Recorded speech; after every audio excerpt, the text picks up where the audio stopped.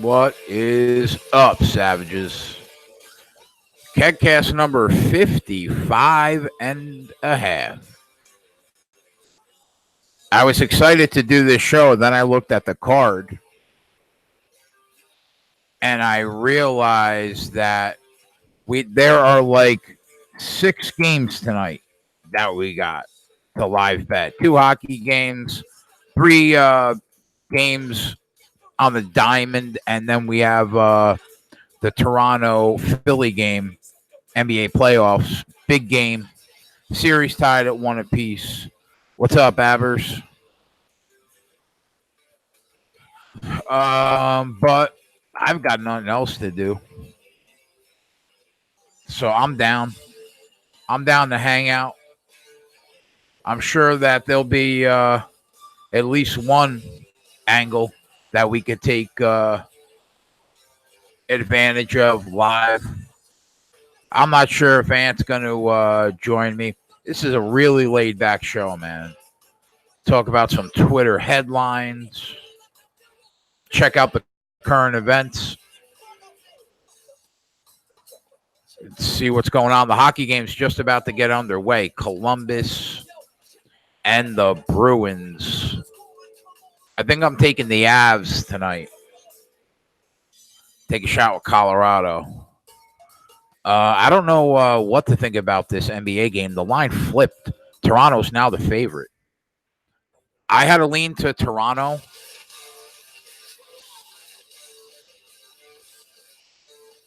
And I had a lean to over 216. What's up, James? Very laid back night tonight, buddy. We only got 6 games on the card.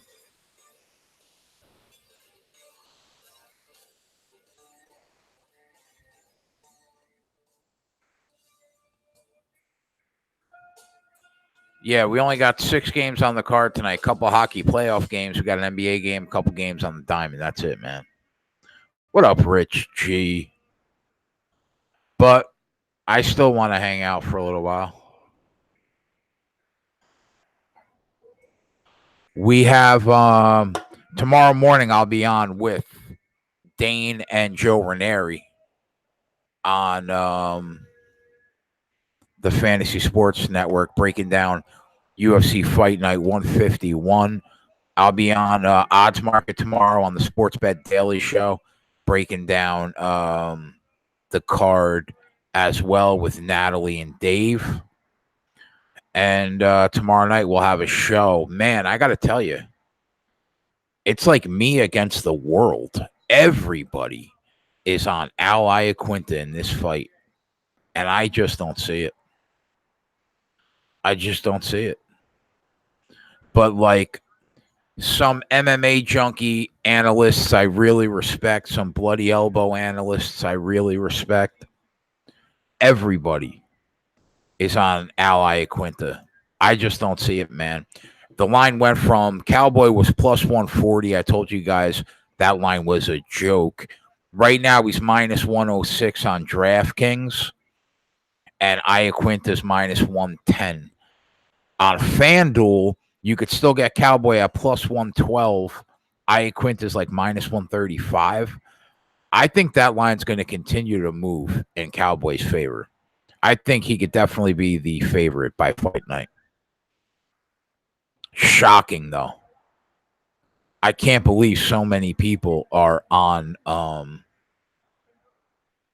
can't believe so many people are on Iaquinta. The Derek Brunson fight, tough fight. What's up, Adam? What's up, Andrew? Rich G. What's up, buddy?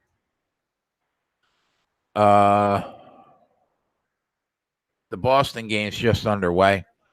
I was trying to have Goxter come on and break down the games before they started, but he was busy.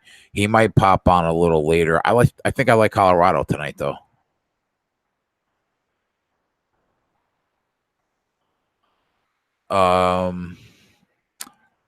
There's one baseball game already started. Cards and the Nats tied at 1. Looks like that's in the 4th inning. We got the NBA game tonight. I'm looking forward to that game a lot. Should be a good one. I like the over, and I think I like Toronto.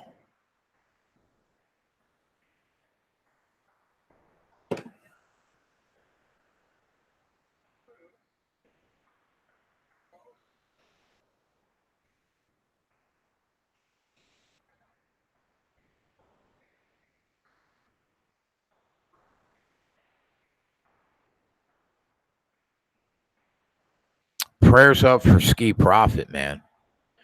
Ski, I don't think he. I don't know if he bet anything today on the game, but apparently he's going through some awful stuff with his family. So everybody say a prayer for Ski. We'll get Goxter on here to get his thoughts on the Avs game.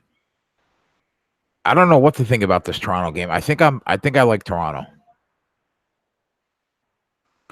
I think I like Toronto. I'm looking at even money right now. And I think I like over 216. Toronto though went from what were they, 1.5 point dog earlier today to a 1.5 point favorite now. So so the market is going towards the Raptors. They're taking money. Some probably sharp, some probably square. Tomorrow we got the Bucks and Celtics game. That should be a fun one. I think I'm back in Boston. And we have Portland and Denver. Portland back home ties the series last night. Denver was just god awful shooting the basketball. Toronto was god awful shooting the basketball in game 2, man. They went 9 for 30 and with open looks of 6 feet or more. That's big. Are they going to go 9 for 30 again, open looks on the road? I guess it's possible.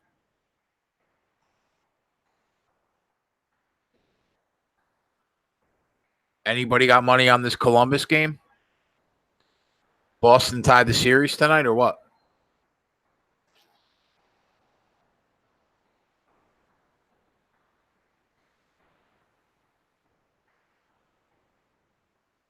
I thought about taking Boston tonight to tie the series. I didn't make a move though. Boston on the board early. Should have took him maybe. Maybe I should have took him. It's only one goal though in hockey. It's meaningless. That first goal is meaningless.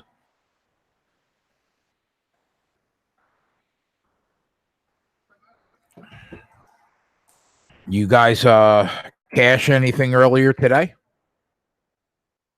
Anything any early baseball games? I know there were a bunch of games early, right?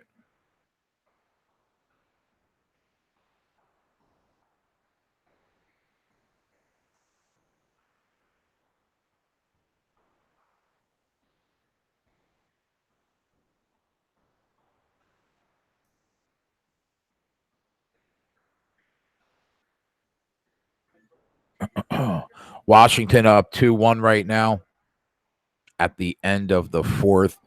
We have Boston and the White Sox tonight at 8:10. Toronto and the Angels at 10:30. San Diego beats Atlanta today 11-2. Mets beat the Reds 1-0. Colorado bests Milwaukee 11-6.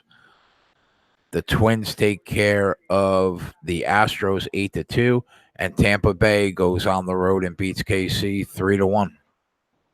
So those are the final scores today. I don't think Twatty or Ant bet anything on this card today.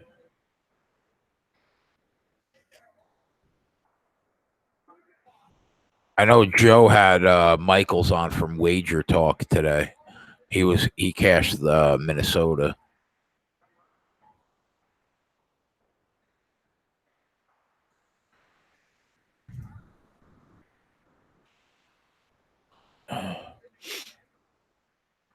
But I don't think Ant was on anything today.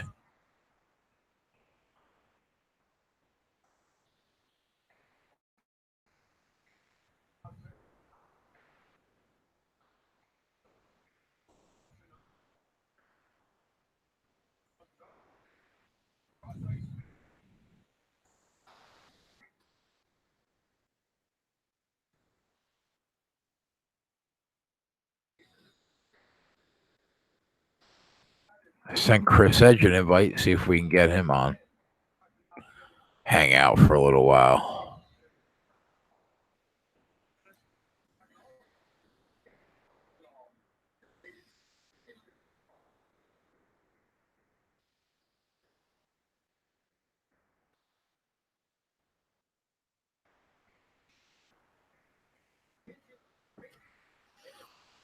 Max was going to come on, but he got caught. He got caught. He had the sub for softball tonight,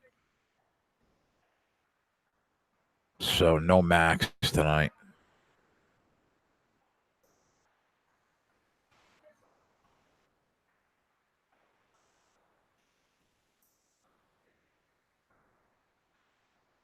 So right now, there's only 2 games really.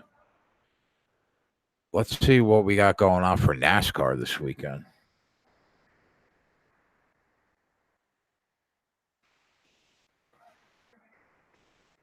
We're at Dover.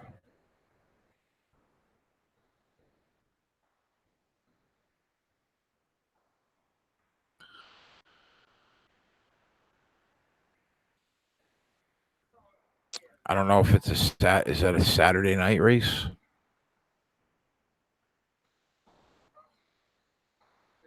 May 5th. No, Sunday. So we got a nice NASCAR race we can make some money in. Sunday at Dover. That'll be fun.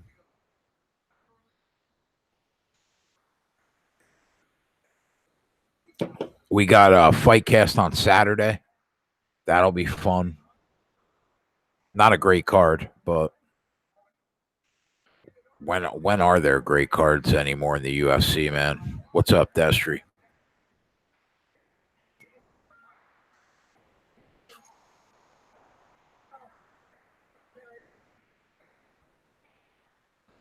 Boston looks fast tonight, though. They're not fucking around.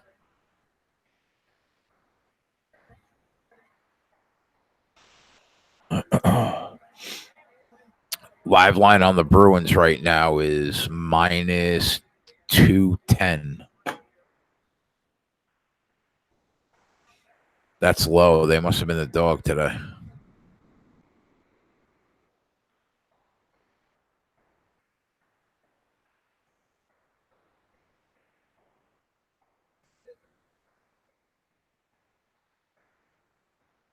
Nobody's on any hockey tonight at all?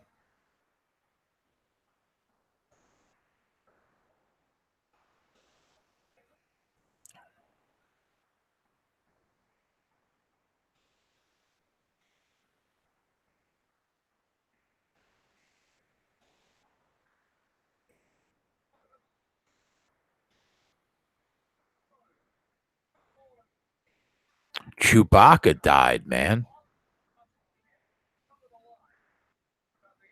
That's fucking terrible. Facebook banned Louis Farrakhan and Alex Jones and others today. How about that? D'Angelo Russell got caught carrying some weed. I mean, really?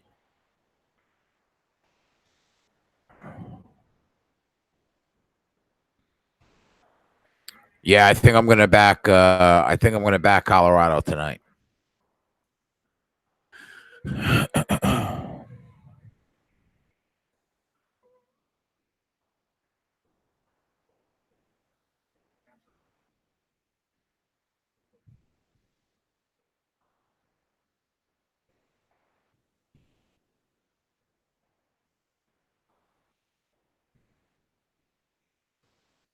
Baltimore mayor had to resign tonight, I guess, for being an idiot of some sort. Fucking people. People don't learn.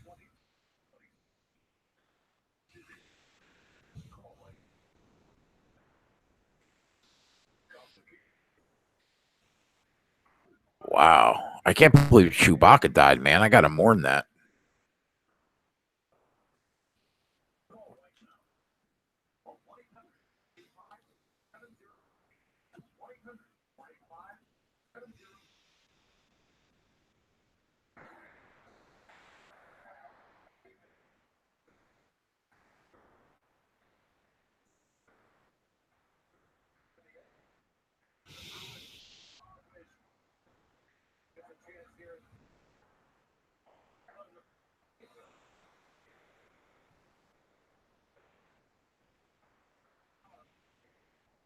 Somebody, for people that watch the Game of Thrones, everybody knows Syrio Forel.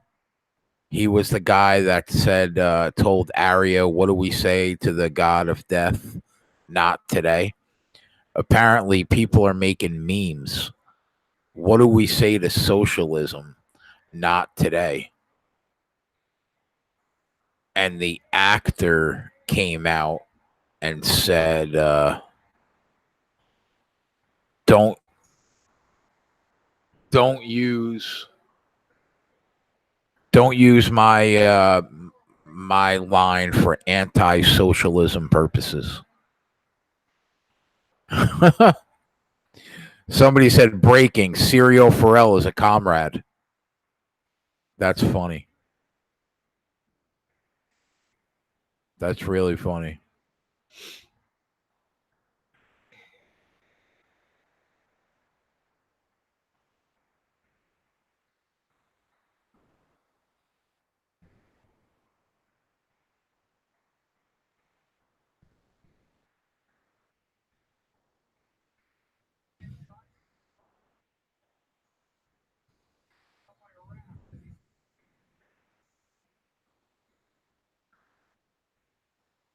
Danny Ainge had a heart attack?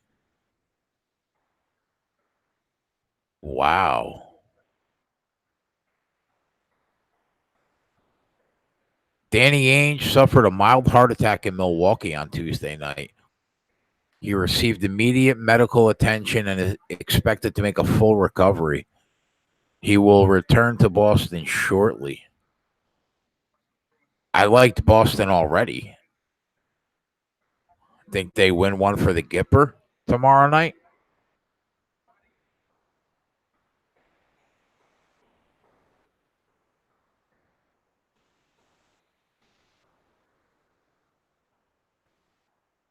Wow.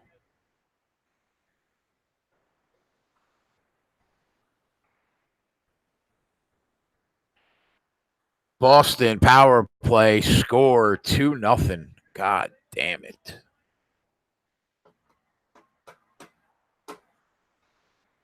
Should have took a shot. Nice. Go ahead, Noli. Coach those little leaguers, bro. I was at a fifth grade softball game yesterday.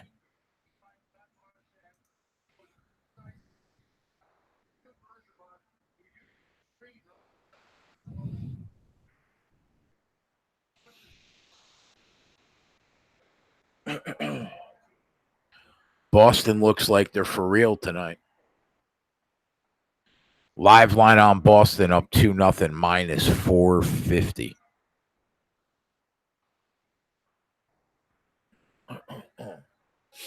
Is that true?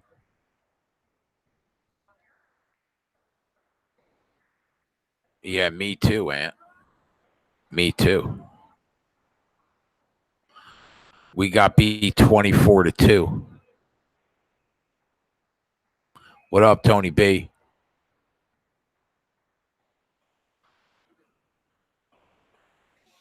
But I mean, all joking aside, the IOC could have been there drug testing their pitcher.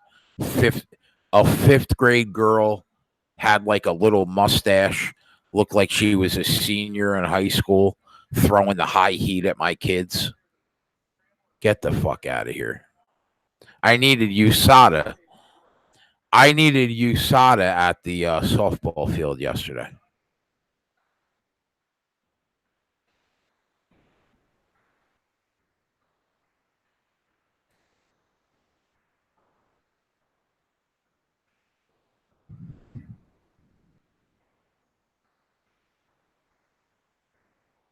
Yeah, we were in the championship last year, but she moved up in age class into into a new league.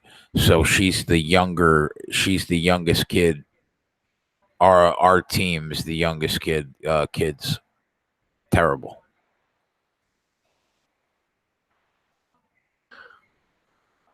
I need anti-doping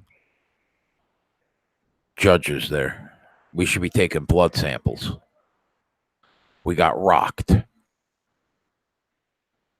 2-0 Boston.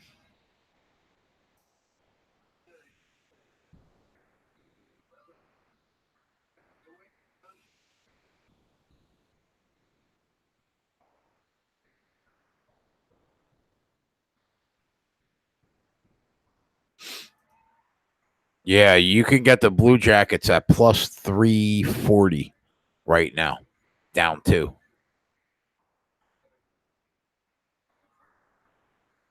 Later, bud. Good luck. Crush them. Yeah, you can get the Blue Jackets plus 340 right now. Or you could get the Bruins minus 1.5, minus 145. Think we're going to see a ton of goals this game? You can get over 7 at plus 115.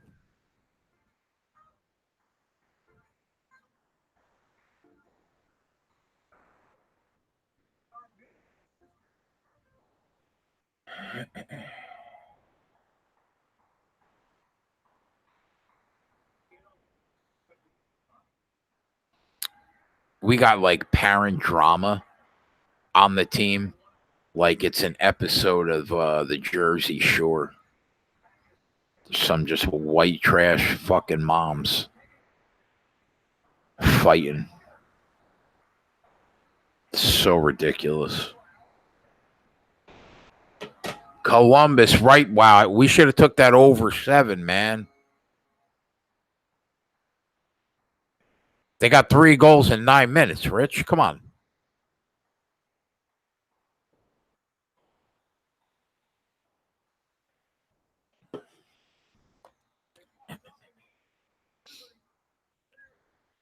We should have took a shot.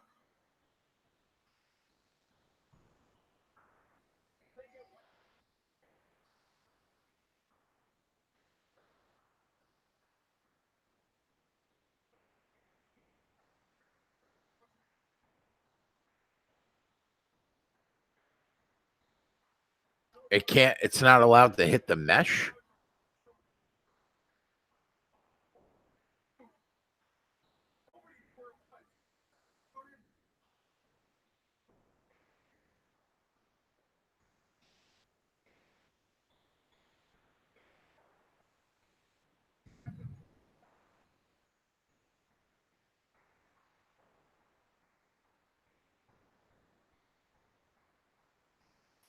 I said we should have took over 7 before the goal. I just didn't pull the trigger on it.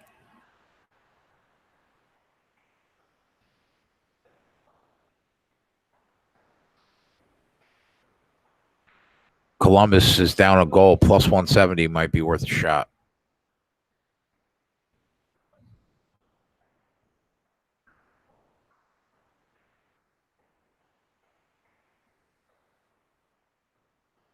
Boston back on the power play.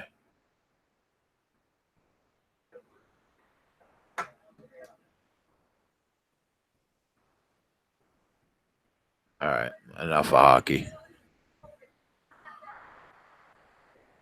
Looking forward to this game. I'm looking to live bet whatever team comes out looking better. My pregame read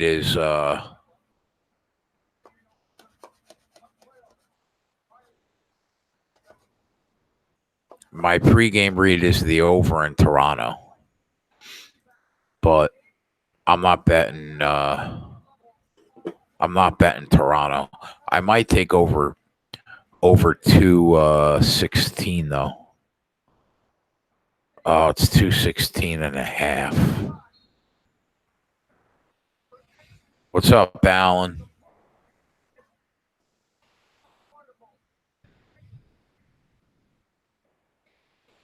The whole world's on Iaquinta on Saturday night, Alan. That's what's up. And I'm not.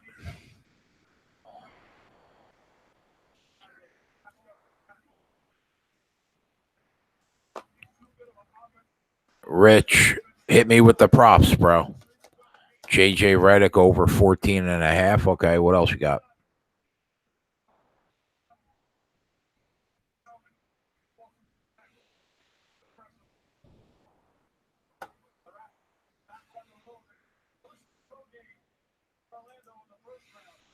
Kawhi. Is Kawhi going for 31 tonight on the road?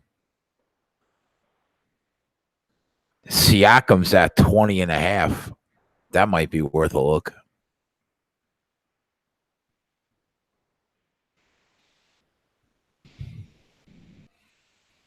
I'm looking at Lowry at 13.5, minus 125.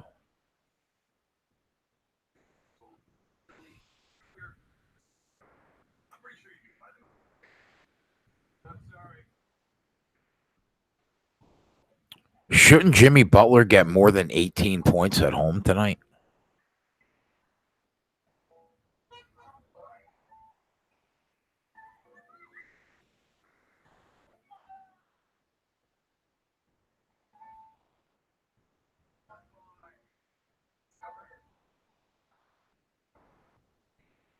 Yeah, I think the game goes. I agree. I think the game goes over.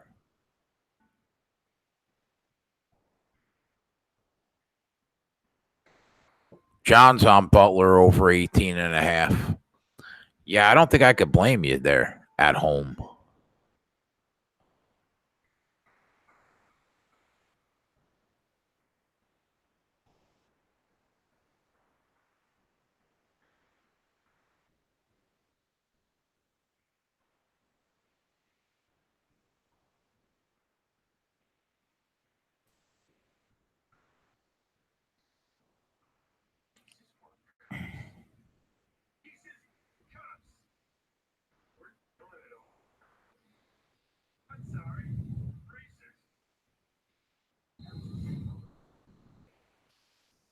Joel Embiid is 23.5. I think I was just hearing that he was he's dehydrated. He was getting an IV before the game. Is Embiid going for 24? Do you guys know what the total opened at?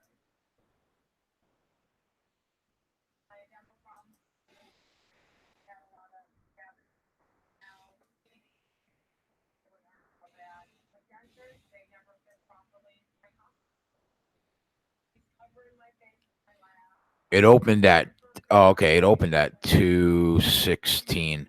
Wow, Toronto went from plus 1.5 to -2 at Westgate. They're taking heavy money, man.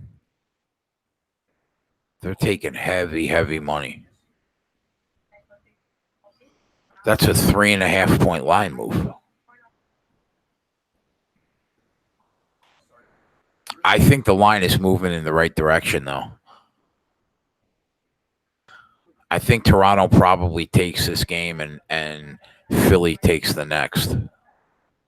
Gun to my head.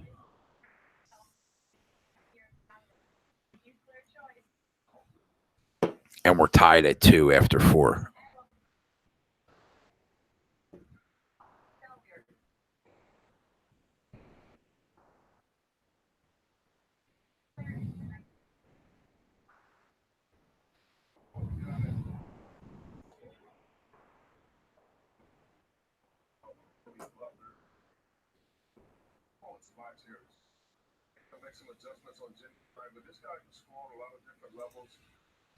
Tobias Harris points total 16.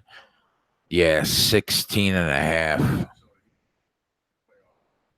Everyone is on. Yeah, everyone is on Toronto. The line moved almost 4 points.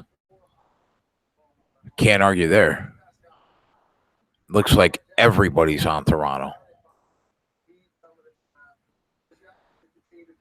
So, like, let's think about this, right?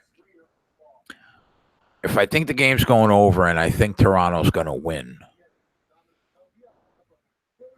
I could definitely see Siakam going for over 20.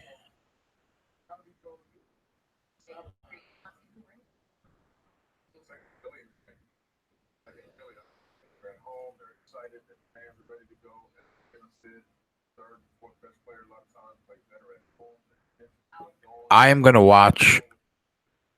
I'm going to watch the game.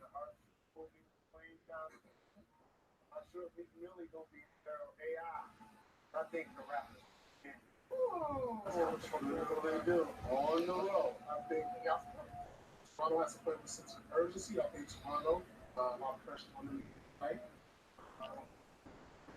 Somebody's gonna be wrong. Who you got? Are you gonna pick it Oh, up? I'm too good at this. I'm gonna quit on that. Let's set it out. The Raptors. I'm going to wait to bet the side, but I do think Toronto wins. I'm not taking that hook at 216 and a half. So I'm going to hope I can get a lower number live, and I'll bet that.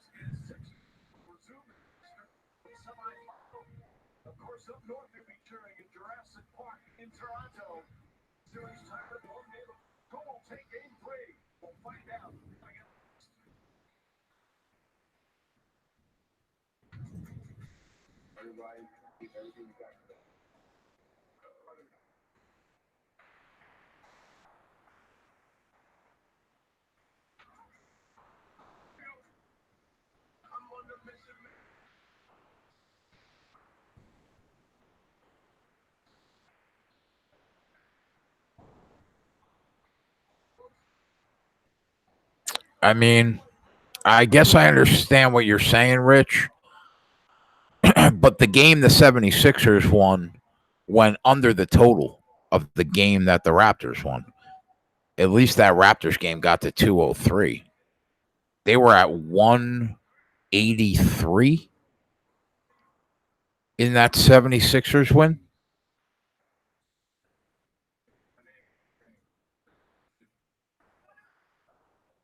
But, I mean, point taken.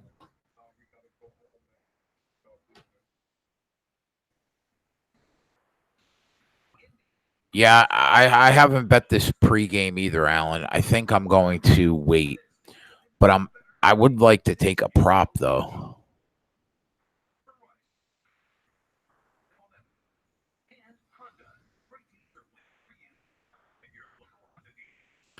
I don't think Kawhi's going for 31, man.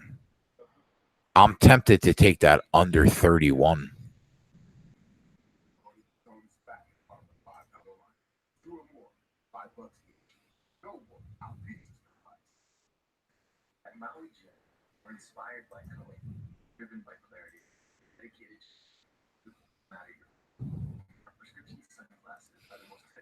He went for 35 in game 2.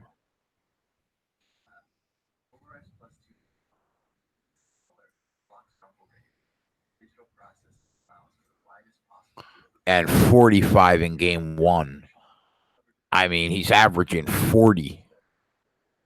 Maybe, I mean, I guess. Even in that, they only scored 89 points, and he still had 35. That's crazy.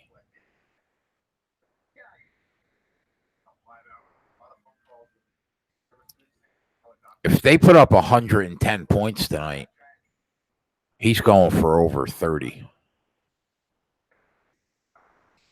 What's the team total on the Raptors?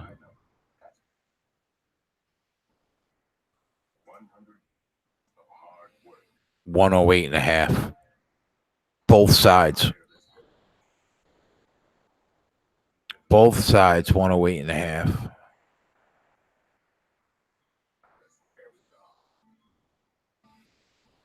Do we think this is a close game? Do we think either team wins tonight by 10 points or less?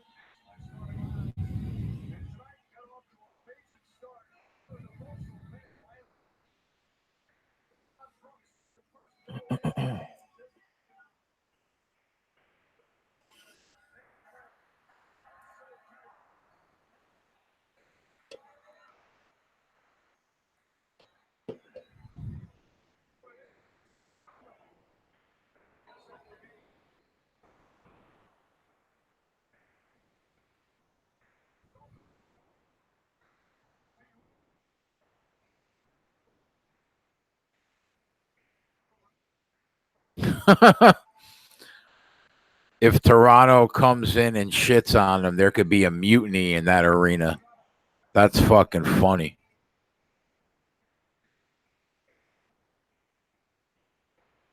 What's up, Headshot?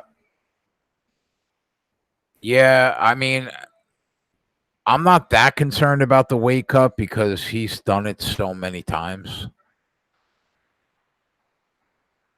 I'm just not. I love Val Iaquinta. I'm just not impressed with him. That's the thing. I'm not high on Kevin Lee, so those 2 wins against Kevin Lee don't mean much to me. He beat a washed up Diego Sanchez, who is 100 in fight years, and his best win, which is against Jorge Masvidal, who I'm sky high on. I watched the fight twice last night. I don't even think he beat him. If I was a judge, I would have been on the other end. I would have gave it to Masvidal. So as much as I like Al, he hasn't really done anything that's impressed me in 3 years. Yeah, he went 5 rounds with Khabib, but he got his ass kicked for 5 rounds. I mean, I can't give out a participation trophy. Cowboys' last 2 wins against Hernandez, who is a blue chip prospect, and Perry impressed me more than anything Iaquinta's done in 3 years. That's the problem. But the whole world is on Iaquinta. So I'm out on an island. So maybe it's just me. But my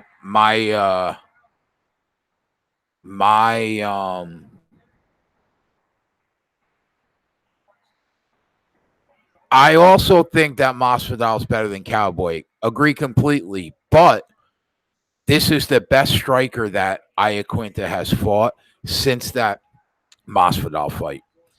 And I thought Masvidal won that fight.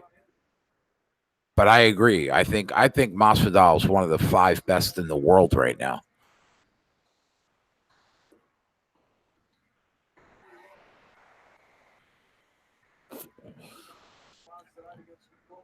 But a lot of analysts that I respect on like Bloody Elbow and MMA Junkie everybody's on Iaquinta.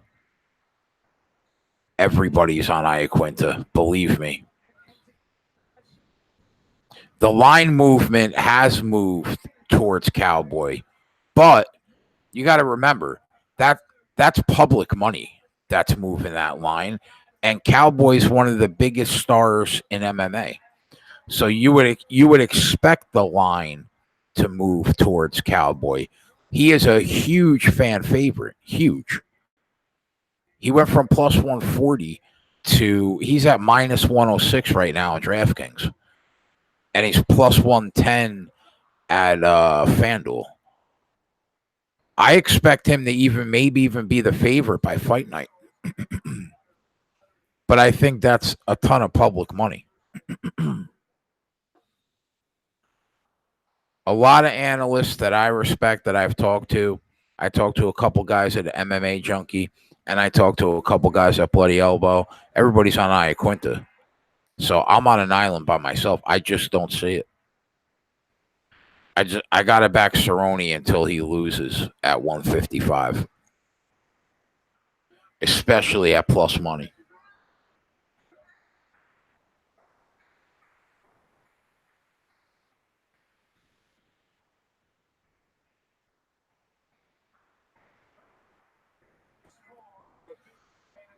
He's got the most wins in UFC history for a reason because he wins a lot. 21 of 30.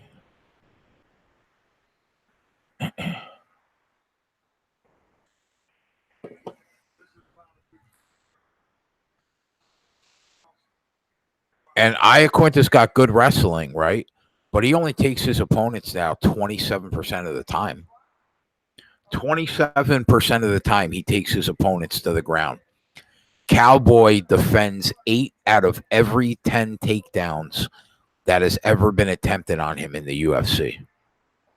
And Cowboy has more submission wins than Iaquinta has wins, period. I just think everywhere Cowboy's got the advantage. Unless Iaquinta can get inside Cowboy's reach. If Cowboy keeps it at range, Iaquinta's just going to get picked apart because Cowboy is so high volume, he'll pick off round after round on the cards. If Iaquinta can fight this fight in a phone booth, in the pocket, I would say the odds are probably even. I would think they each have an equal shot. But that's the only place I see that he's equal.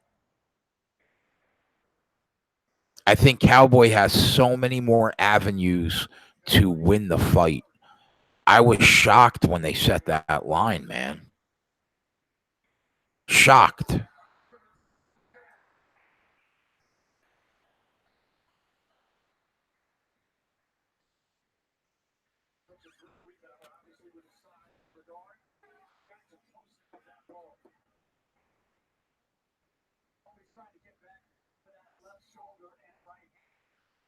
But I've won a lot of fights being the only person that I respected on that side. So I'm not worried about it.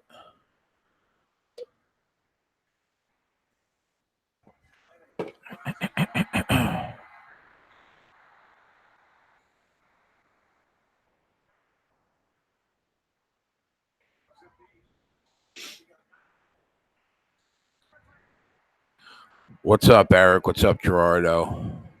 What's up, Sean?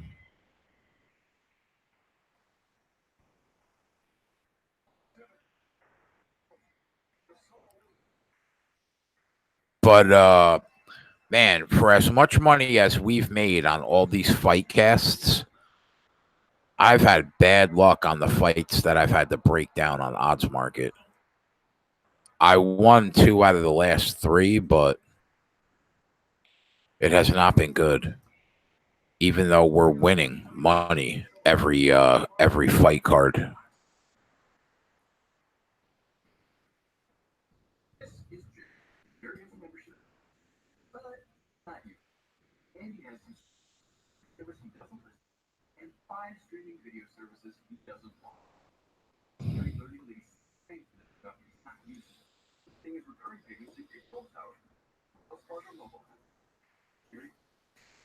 Anybody that bet that Colorado Avalanche game not on the Avalanche tonight?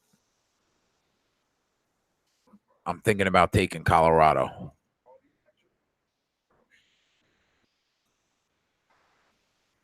Bruins up 2-1 right now. You can get Columbus at plus 190 right now.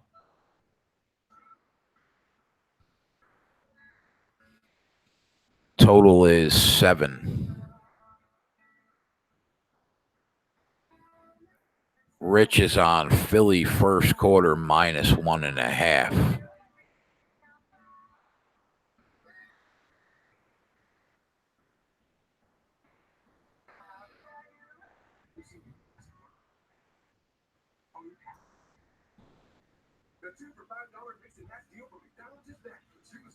Oh, that's good. Brooks is on Colorado.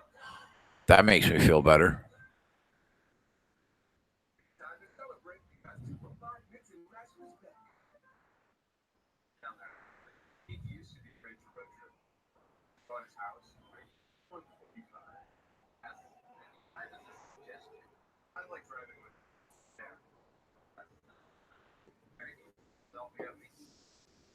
Twatty. What's up, my friend? Twatty, Joe said that I was doing a show because I told him I was, and then I looked at the card and realized there were 6 games on the card the entire night between hockey, basketball, and baseball. So I kind of felt obligated to come on here and shoot the shit with everybody, even though there probably won't be many good live opportunities.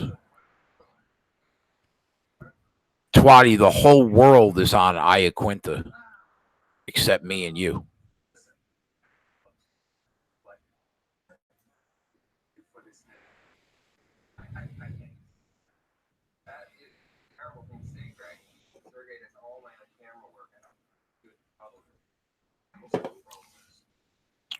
I'm riding solo, man, if you want to come on and hang out. How'd it go last night? We got beat 24-2.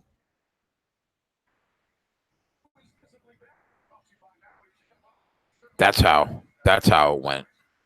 The girls got murked by a 5th grade pitcher who I think was a senior in high school. I think she was a senior in high school. She had a mustache.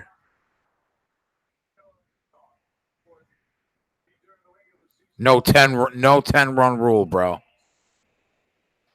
The 10 run rule is in the 5th inning. But we were down 17-0.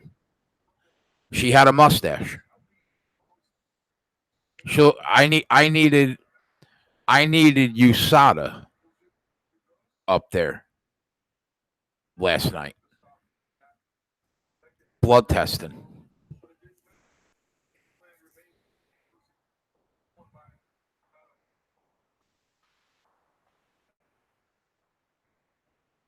She was a ringer, bro. She was throwing the high heat. She would have struck me out. My girls didn't have a chance.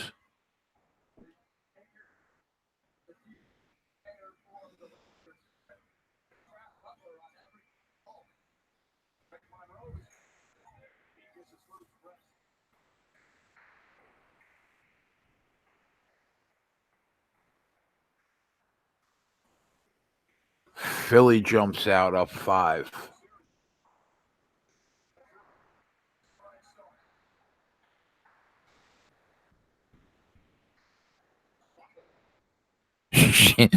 She looked like a Russian Olympian bodybuilder, Twatty.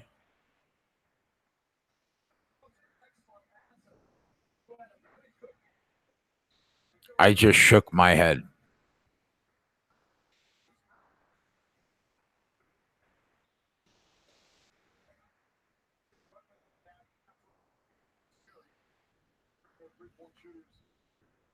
So we're 0-2. All the girls moved up until the now they're the youngest in the 10 and 11 age group.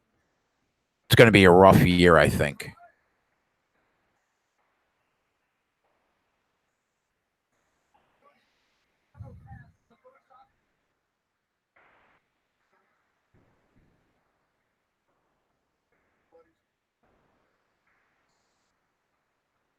Well, bro, all you got to do is say the word, my man, and you're in.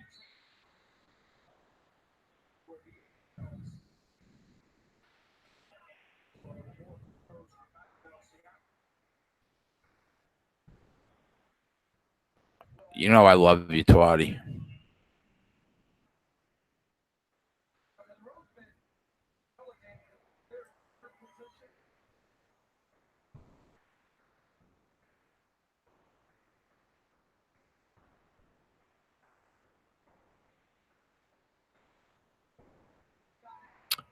All right, so they're at intermission in that Bruins game. Still 2-1 Bruins. You got to think Columbus could easily come back and win this game, right? Plus 185 might be worth a look.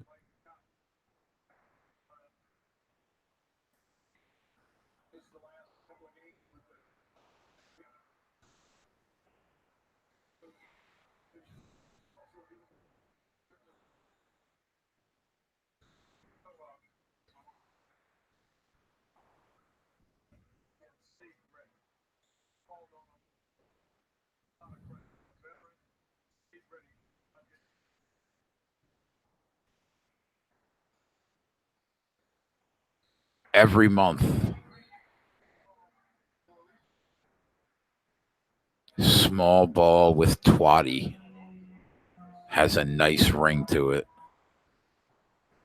Twatty, you want to come on? You want to shoot the shit?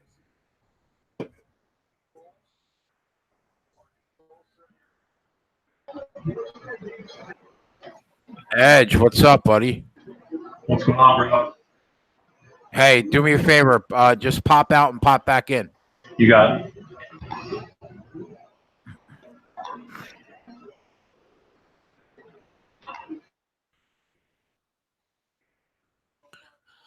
Nationals up 2-1 in the 7th right now. Nats minus 1.5 plus 150. The Cards plus 1.5 minus 185. Red Sox up 1-0 in the 1st against the White Sox.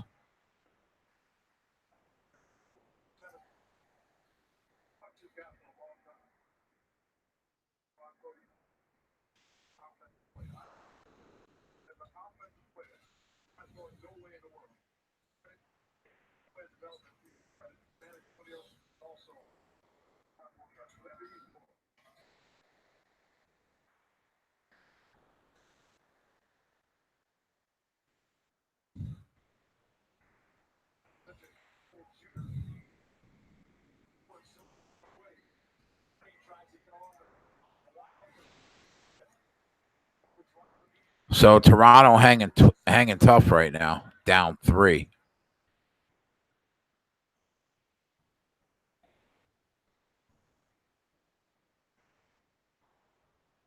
Lowry has no points, huh? Yeah, his total I saw was 13.5.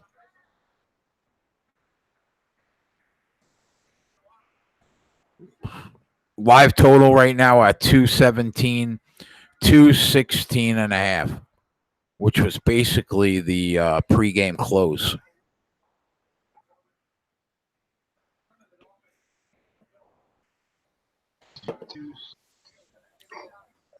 What's up, brother? Oh, not too much, bro. Let me mute out the YouTube real quick here. Yeah. I am on first quarter and first half, going with the game 3 trend of the home teams covering first quarter and first half.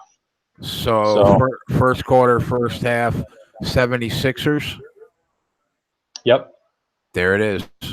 Chris Edge, part of the Sports Keg. You guys see him every week. First quarter, first half. What did you get on the first quarter and first half line? Let's see here. I think it was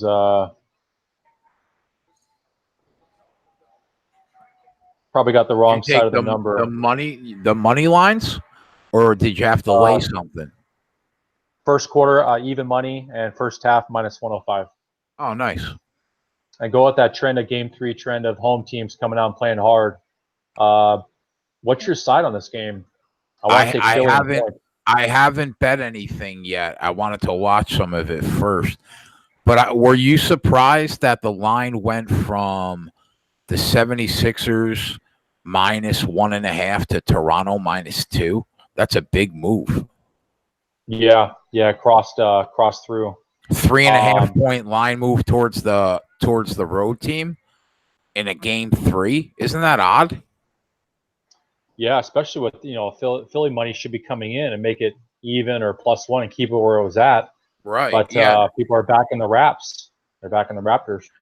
I thought that a lot of Philly money would have came in since they tied the series and were going back home. But I guess that wasn't the case. Yeah, exactly. Yeah, I thought the same thing. I thought we'd see Philly. I like them on the full game, but I rather live bet it though, big time. The first quarter and first half.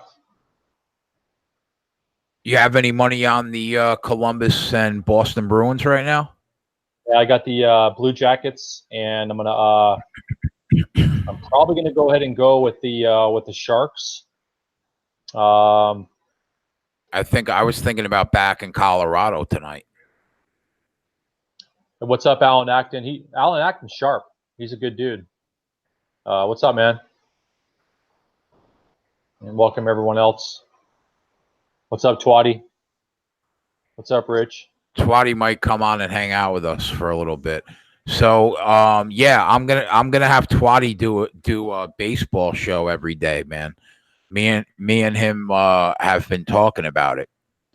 Twatty's basically part of the Sports Keg anyway, and he might officially become part of the Sports Keg if we start something up. So it would be great for him to have a baseball show every day leading into our show. You know what I mean? Yeah, no doubt. Plus, it would give me an excuse for him to have to be on. I ask him every day to come on and hang out with me. He can't argue if he's already on the fucking air doing a show anyway. He'll have to stay. I'll break his balls to stay. Well, he's sharp on baseball, though. He's sharp. He's a beast. So, yeah. I know a fan's on. He's not on today, but on Monday, when he was doing the low bag show, someone that me and you know for a couple of years was going after him in the chat, and I used one of my other accounts on YouTube. I went after him and said, if you're going to talk shit about him, how about you come on low bag show, come on our show, and put your face on camera and put your pics out if you're going to talk shit, because he was talking shit to Ant. I watched it. I watched it back, and I saw all the comments. It was only like 2 or 3 people that were giving him a hard time, but they were filling up the chat. You know what I mean? Yeah. I went on, and you know who it is. I'm like, dude, if how about you come on a show? I've been on SBR before. I've been on. Obviously, we do our show together and all that. I'm like, if you're gonna talk shit to Ant, how about you put your face on camera, and that kind of stuff. So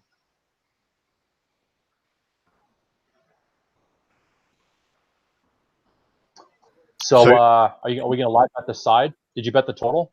I wanted to bet the over, but I wanted 216, not 216.5, and now it's at 223. I always fuck myself because I'm looking for a half point more in value. Oh yeah. You can get Columbus right now at plus 185. Did you bet Columbus pre-game? Yeah, I got them -1 plus 157 and -120. Okay. You mean it? Yeah, it's already started though. So yeah, they're down 2-1. You can get them plus 185 right now. Yeah.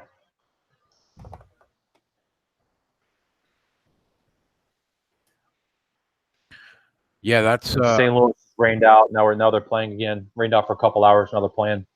Jin Rummy said, "What's missing on YouTube is a sports betting show for opening lines." Yeah, I don't disagree with that.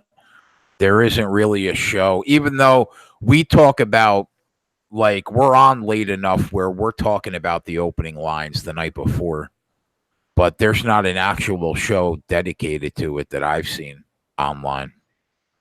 But we're always talking about the baseball opening lines for the next day, the night before. Yeah.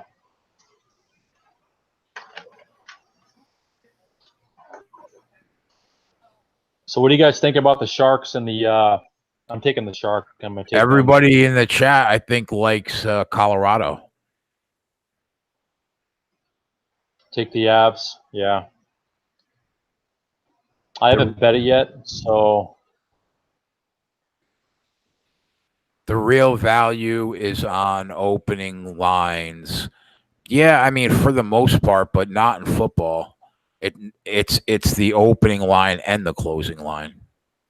Most days on a Sunday in the NFL, you'll get just as much value at the closing 10 minutes before the game starts as the opening line. But I completely agree. People are either people that really know what's going on are either betting on Sunday night for the following week in football, or they're waiting until 10 minutes before the game starts to bet.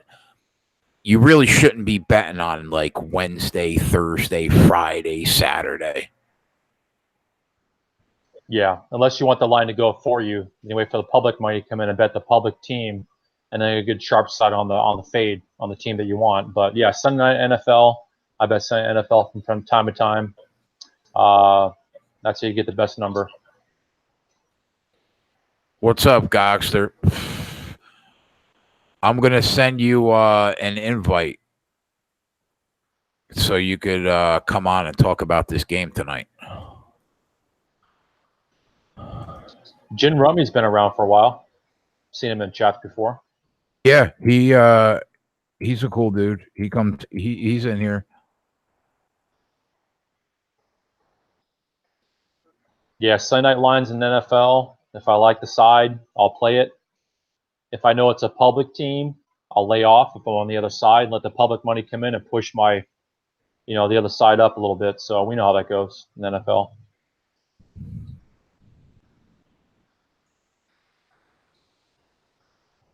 $27-25 first quarter here.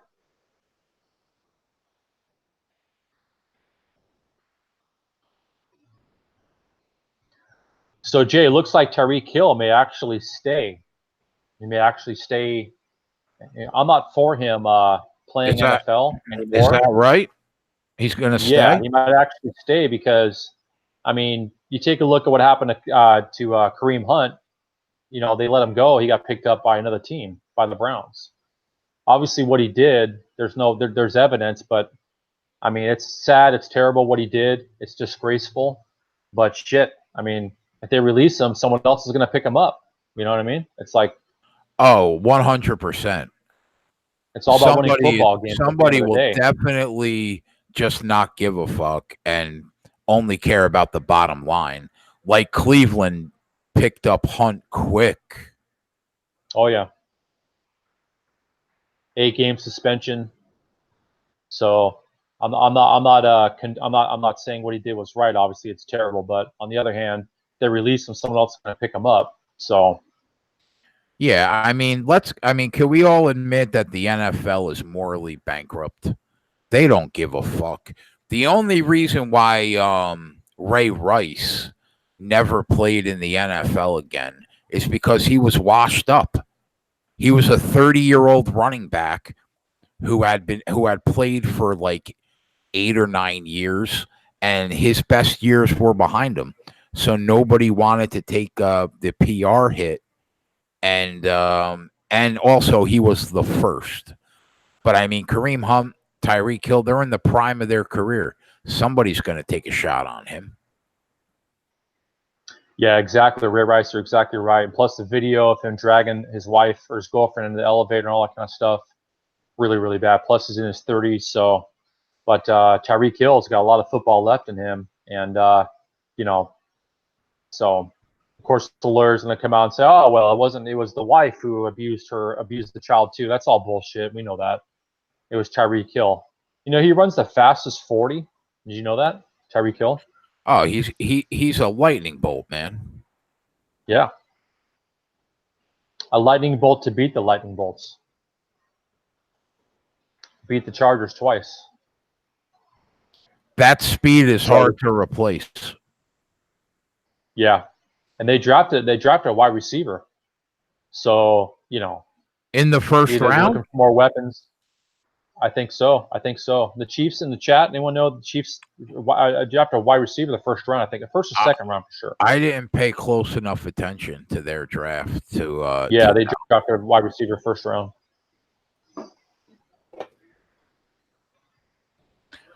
Mike Scott out here kicking rhymes like Jim Kelly. I honestly have no idea what that means. Oh, Sean said they got Hardman in the second round. I think a Mike Scott pitcher for the Astros, and then of course Jim Kelly.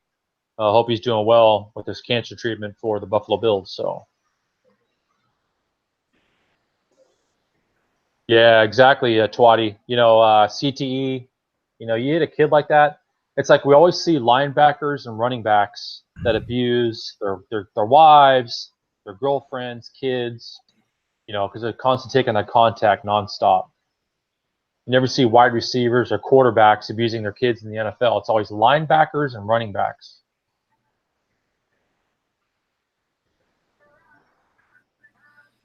Can you imagine that? How much money, Jay, that Tyreek Hill would make with the contract coming up now? He'd make $100 million. Yeah. And he decided to break a 3-year-old kid's arm. These guys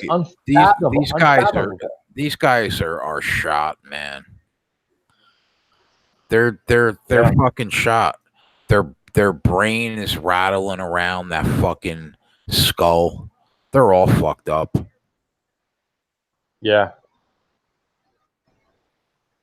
Of course, Hill's a wide receiver, but I mean, take a look at Kareem Hunt was a running back, and then remember Belcher, or I think it was. Remember the Kansas City Chiefs running back, Felcher? He committed suicide in a Chiefs parking lot. Oh, really? I didn't even know that. Yes. Yeah, I read about that. It happened about 5-6 years ago. He killed his girlfriend and then went to the Chiefs training. Went to the Chiefs stadium, and you know, the head coach at the time, it wasn't Andy Reid. It was before him, I believe. Anyone in the chat remembers that. And he shot himself in the parking lot at Arrowhead Stadium. Jesus. Really, really bad. Yeah, it was about 5 or 6 years ago. So the Chiefs have a thing with players that are not, you know, something's going on in Kansas City. Something's in the water, as they say.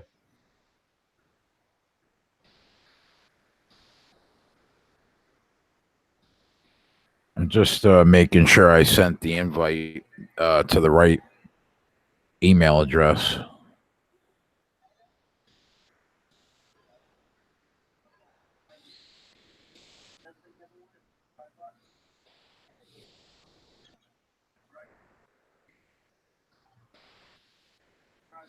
So there still aren't any lines up at FanDuel or DraftKings for the Kentucky Derby. No props, nothing yet. I'm going to be very angry if that's the case on Saturday. Yeah. Omaha Beach was obviously a huge favorite, so now I think they took it down because of him being out. So we definitely got to step up and in on that, make some plays on that. I was watching Gabe's show this morning, and he was talking about that with Joe, and then, you know, so.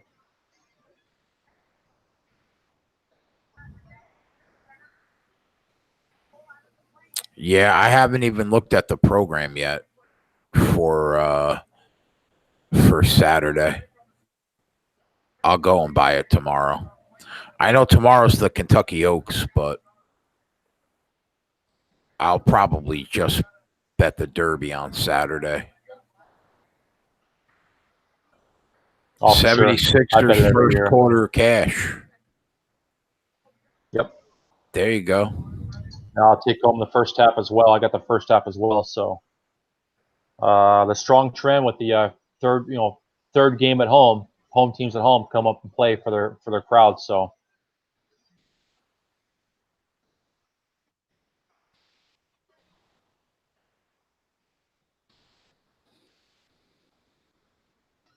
I was really close taking the 76ers on the money line for the full game, but I figured I'd live bet it.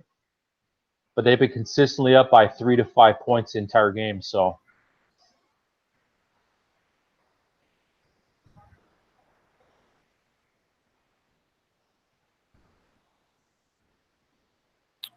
did you bet the hockey? I didn't bet. I'm gonna wait until I talk to Gogster. He's gonna come on. I think I like Colorado though. I think I'm gonna bet Colorado. Columbus is plus 200 right now on the money line. 76ers up 7. Yeah, I'm gonna let it sit. We're midway through the second period in the hockey. I'm watching the basketball game, so I'll tell you right now. Midway through. Yeah, I'll sit with that Blue Jackets bet. Yeah, I mean, down a goal means nothing in hockey. It's crazy. First half, Rich G, I got minus 105, and even money on the first quarter. Yeah, so I haven't made a probably bet. got the wrong end of that number. What's that? I haven't made a bet yet on like anything. That's good discipline. Yeah, man. Some days I don't bet anything. I have to really like something. You know, that takes experience and losing betting every single day to not bet every single day and take a day or two off and not bet anything at all. No doubt about that. I took a shot. I got home last night and I took a shot with the Raptors at like plus 250. Took a small shot thinking, maybe that they would come back, but they didn't come back. They, I'm sorry, Denver Nuggets. I took a small shot on them plus 250, but they just couldn't get close enough. They were down 4 late in the fourth quarter, but they just couldn't get over the hump. But it wasn't that big a bet. It was only a couple hundred. So, just a couple hundred, no big deal. You bet a lot, bro. You do bet a lot. I don't bet as much as you do, my units. So, but I'm thinking about stepping it up though and start increasing my wager amount. Half units $50, full units $100, 2 units $200, so on and so forth. So that's what I do. Unless it's the NFL, then I go a lot more heavier. Rich G says, Jay showing the discipline. I'm such a degenerate. If there was a line on your daughter's softball game, I would have bet it. That's funny. Yeah. How was that? 22 to 24 to 2? 24 to 2 we got beat. Yeah. Ant says, hold everything. Jay hasn't made a bet. I'm going to make a bet that Jay doesn't make a bet. Fucking Ant. Yeah, I'm not fucking making a wager on the Angels. I'm not going to lay 160. It's tough. So in the chat, are we on the Sharks or the Avs? Everybody's on Colorado in the chat, I think. Twatty, what's up, buddy? What's going on, guys? How are you, my friend? What's up, Twatty? I could be better. I had my worst day in Major League Baseball of my life. I came home last night and I saw it and I was like, wow, it was a good day. It was a good day to have to go watch a softball game. I mean, not of the year, not of the last 5 years of my life. That bad, huh? Yeah, I lost 7 units yesterday. That's rough. That's Yeah, it a happens to all of us. You're You so know how it is. You you're get out so of the way, streaky. you know. Get out of the way. Yeah, you'll go 10-2 your next 12. Yep. That doesn't help the people that I gave the picks to. Well, maybe it does. Well, yeah. I mean, that sucks. Happens to all of us, though. Well, the good news, not the good news, because the members are just as important, but the package players were only 1 and 3. Not that Did you take a day off today? Yeah. Yeah, I do that too, man. You don't want to go on tilt, you know? Yeah, I do that all the time. Yeah. Take a day or two off a bad day. And that's And I had a new management client too. discipline. Did you really, Twatty? I had a new client. His first day was yesterday. Oh, So you can tell that person until they're blue in the face that you're 50 and 20. I know. Doesn't matter to them. They're down 7 units. Oh, Yeah. that's just bad luck on that dude. You know what I mean? Yeah. Now, Twatty, you have a last 7 or last 10 to give them, though, right? What's that? Last 7 days, last 10 days. Do you have a last 7 days, last 10 days to give that client? Show Yeah. them that you're legit because you are good. So No, he knows. Like he's seen the record and all that, but still, it sucks. Oh well. yeah, We just But it was a good. tomorrow. It must have been a good day not to really bet anything because I didn't see Ant put any bets out today either. Yeah, there was really nothing today. So that's good. I like Chicago tonight. I liked Tampa today, or I liked KC today. Sure enough, KC was a big dog. Sure enough, they give up a 2-run homer in the top of the 9th with 2 outs. So I lost that, but I got Chicago tonight, and I think they were a big dog. So, anyone have a score on that, by the way? What the Chicago game? Yeah, Boston, Chicago. 2-1 White Sox in the third. All right. I got the Cardinals +1. So I'll take a push as it stands now. Down by 1 run, top of the 8th, nobody out. Run on first. Twatty, what do you think about Blue Jays Angels? Anything on the side of the total? Not really. Ant said the only thing he saw worth betting today was the Rockies' first 5.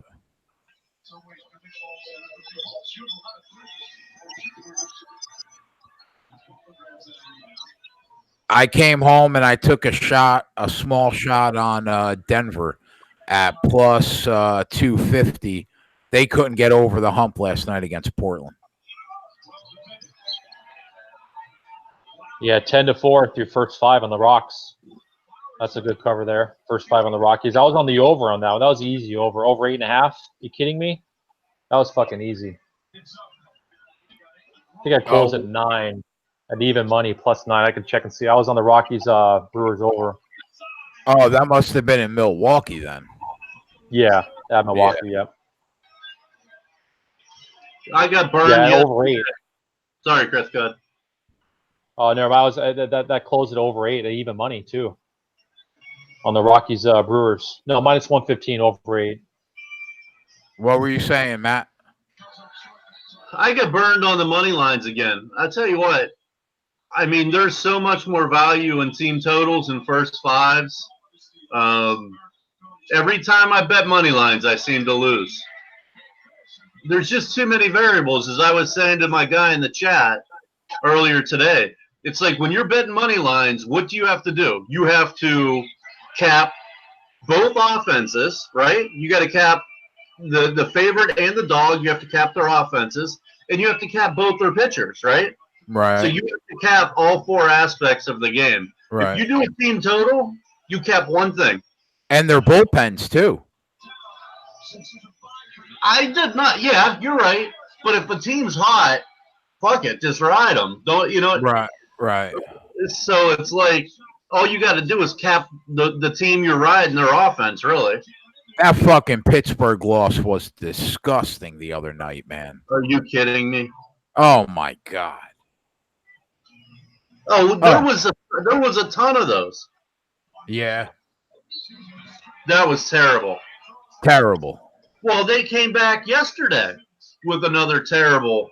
It was 4-0 in the 4th or 5th, and we had under 11, and they scored 10 runs in the, oh my God. in like the last 4 or 5 innings. Yeah. Oh no, it was 1-0 in the 4th. It was 1-0, and they scored 10 or 11 runs in the next 5 innings. That's a team I'm going to start to ride now, guys, is the Pirates. That's my team. I watch every game. And they're getting ready to pop, you think? Yeah, because Marte's come back, and he's really hitting the ball. And now they got Polanco. So they got 2 really good guys back.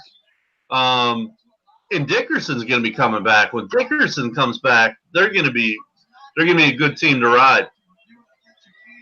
Because their pitching staff's really good. The Mets, in typical fashion, win a game 1-0 today. With 4 hitting home runs. But I want to go back to what he talked about the Pirates. Yeah, I'm definitely going to look to bet on them, not fade them. You're a good point there. And Syndergaard goes 9, hits a jack, 1-0, does it all. I mean, the lineup could have sat down today and not done anything. The Mets, incredible. Yeah, I'm fading the Mets offense big time. They just can't He threw get a 4 right. hitter. Yeah, I mean, Yeah. they can't get right now. I mean, they're scoring 2 runs a game. I mean, Cincinnati comes out there with a terrible pitching staff, and they shut them down with 3 or 4 straight games now.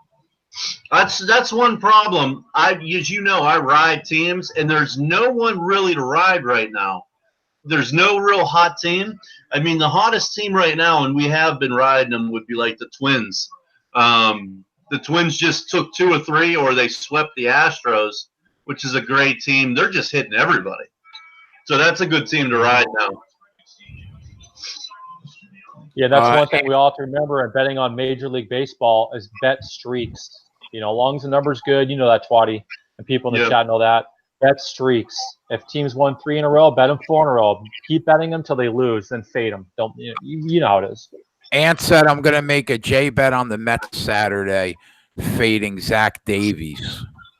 Oh, he's got a thing for Zach Davies. I mean, I don't blame him, but he hates Zach Davies. Fucking Red Sox just scored. They're not near as good against righties as they are lefties because you neutralize Betts and Bogart and Martinez. They're 3 best hitters. Yeah. 76ers up 7 right now. The line's minus 3.5, and the total has hovered right around the total. At the pregame close was like 216.5. Currently 218.5.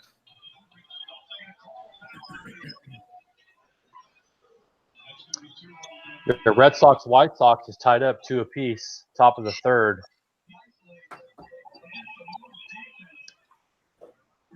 Get pretty good money on the White Sox right now in game plus 224. Yeah, I think they were around 200 at opening. At close, okay, yeah. Yeah, when I took them. Red Sox going to run on first, nobody out. That's why the number's so high at 224. Red Sox have a runner on, so. What do you think about that, Twatty?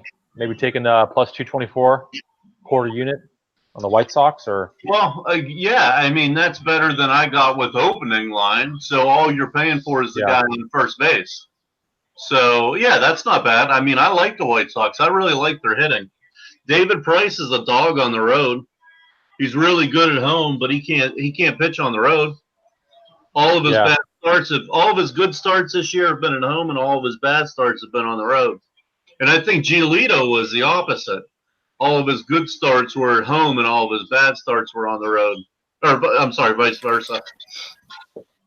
Yeah, now it's a layoff because they got runners on first and third, nobody out. The Red Sox, top of the third. That's So, yeah. Goji, what's layoff. up, buddy? What's going on, boys? That's why How the you line doing? went so high. Good, boys. Mr. Gogster joined us. What's going on, Eric? Oh, not much. Just got back from KFC and ready to cap some of these games. There you go. Nothing wrong with a little fried chicken. Got it right here, the Colonel, baby. All right, so the whole chat likes Colorado. I was leaning that way too. Chris likes San Jose. What do you think about this game coming up tonight? Yeah, I'm gonna be with Mr. Edge here. I like San Jose. They really beat up on Colorado last game, and then Colorado lost one of their defenders. Sorry, guys. Martin Jones, he seems to have he's playing a lot better. It's got to be with the defenseman too. They got a three-headed monster with Carlson, as you know, Burns and Vlasic. So yeah, they're playing a lot better. Colorado, they had a really slow stride middle of the season. They're a streaky team, and I think their streakiness is coming to an end here. I could see San Jose winning this game, and I could see them finishing it off in the next couple games, really. So Matt's Capper investment guys are going head to head. I think Brooks likes Colorado. Yeah, I saw Brooks is on Colorado there. Like Brooks has been really hot. You know, I'm a big hockey guy, so I just go off of feel really. Like I haven't looked into it as much as say Brooksy has, but from what I've seen and from what I've been watching, that last game, I think San Jose is ready to put the pedal to the metal here and really mess up Colorado. I'm gonna tell you, Gokster, you were out in IFBC, weren't you? Yeah, man, I was there at What's up, Golden bro? Nugget. Yeah, man. Remember when Great I lost time. my fucking phone? Did you? You probably don't remember that. I was thinking out Gabe and Nah. the whole crew and all that shit, man. I lost my fucking phone out there in God Vegas for damn. IFBC. Yeah, shit happens. Chris, I That was don't a good remember us meeting. I don't know how we didn't meet. We ran with the I same know, guy. bro. I think we did, man. I was drunk the whole fucking time, man. I'm not drunk the whole time, but half the time. Yeah, we were pretty fucked up. Yeah. Is there an IFBC announcement yet this year? I have no idea. That's a good question. I hope so. Like, let's keep another one going here. We got a crew still, so Yeah, no doubt. yeah. Well, now I So don't. I think I'm gonna tail the do Sharks on that. Yeah, I think I'm gonna take that. Yeah. What do you think about the total? If anything, I lean to an under. Like I said, I think Colorado. I think the defense for San Jose is locking down. I think Jones is playing a lot better. Colorado does have to score though, so if it's, I'd lean to the unders. If it's 6, I'd lean to the under. I don't know what I got. Let me see what I got. Yeah, I got 6. 6 minus 105 to the under. I got Wow, under. it's going the other way. Under is at even money. The over is minus 120. Wow. Yeah, I think the first period. Well, it's hard to say, but I lean to the under. I think San Jose is I'm going right up against Brooksy here, but I think San Jose is going to lock down on Colorado. They do need this game, Colorado, but I don't think I think San Jose is woken. I think San Jose is ready to play with Pavelski going out. They just seem to. I think they're ready to go, and Couture's playing really good hockey too. So I like San Jose, but I also like the under. Yeah.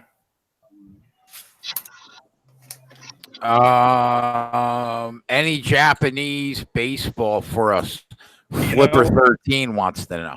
Hey, shout out to Flipper. Yeah, I was looking at some Japanese baseball before I got on here, and quick glance, I'm looking at Yakult over Chinichi. I'm probably pronouncing these way off, but Yakult over Chinichi. I fucking hate you guys with your offshore books. I can't bet fucking Japanese baseball. God damn it.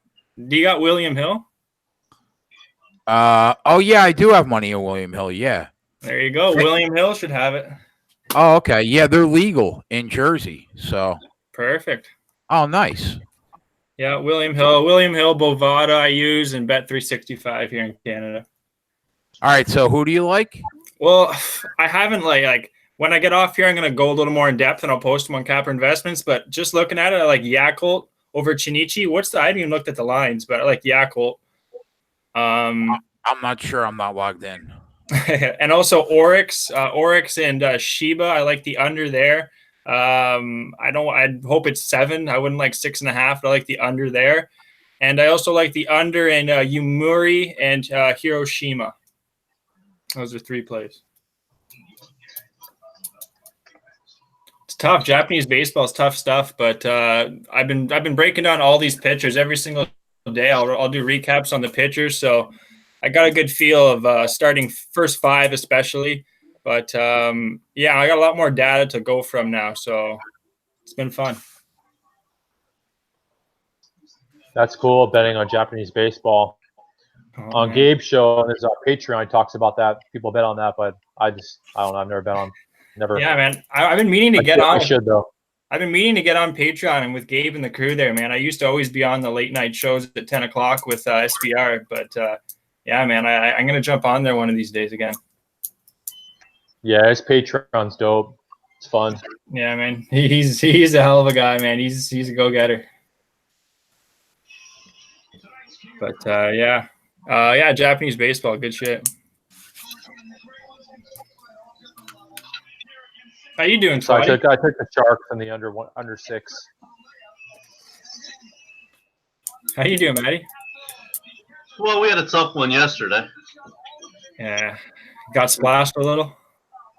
Yeah, Yeah, that happens. yeah, it was bad. That's Wow. rare for you. I know. I've already talked about it ad nauseum, so I'm not going to again. No I worries. will. I'll throw the computer.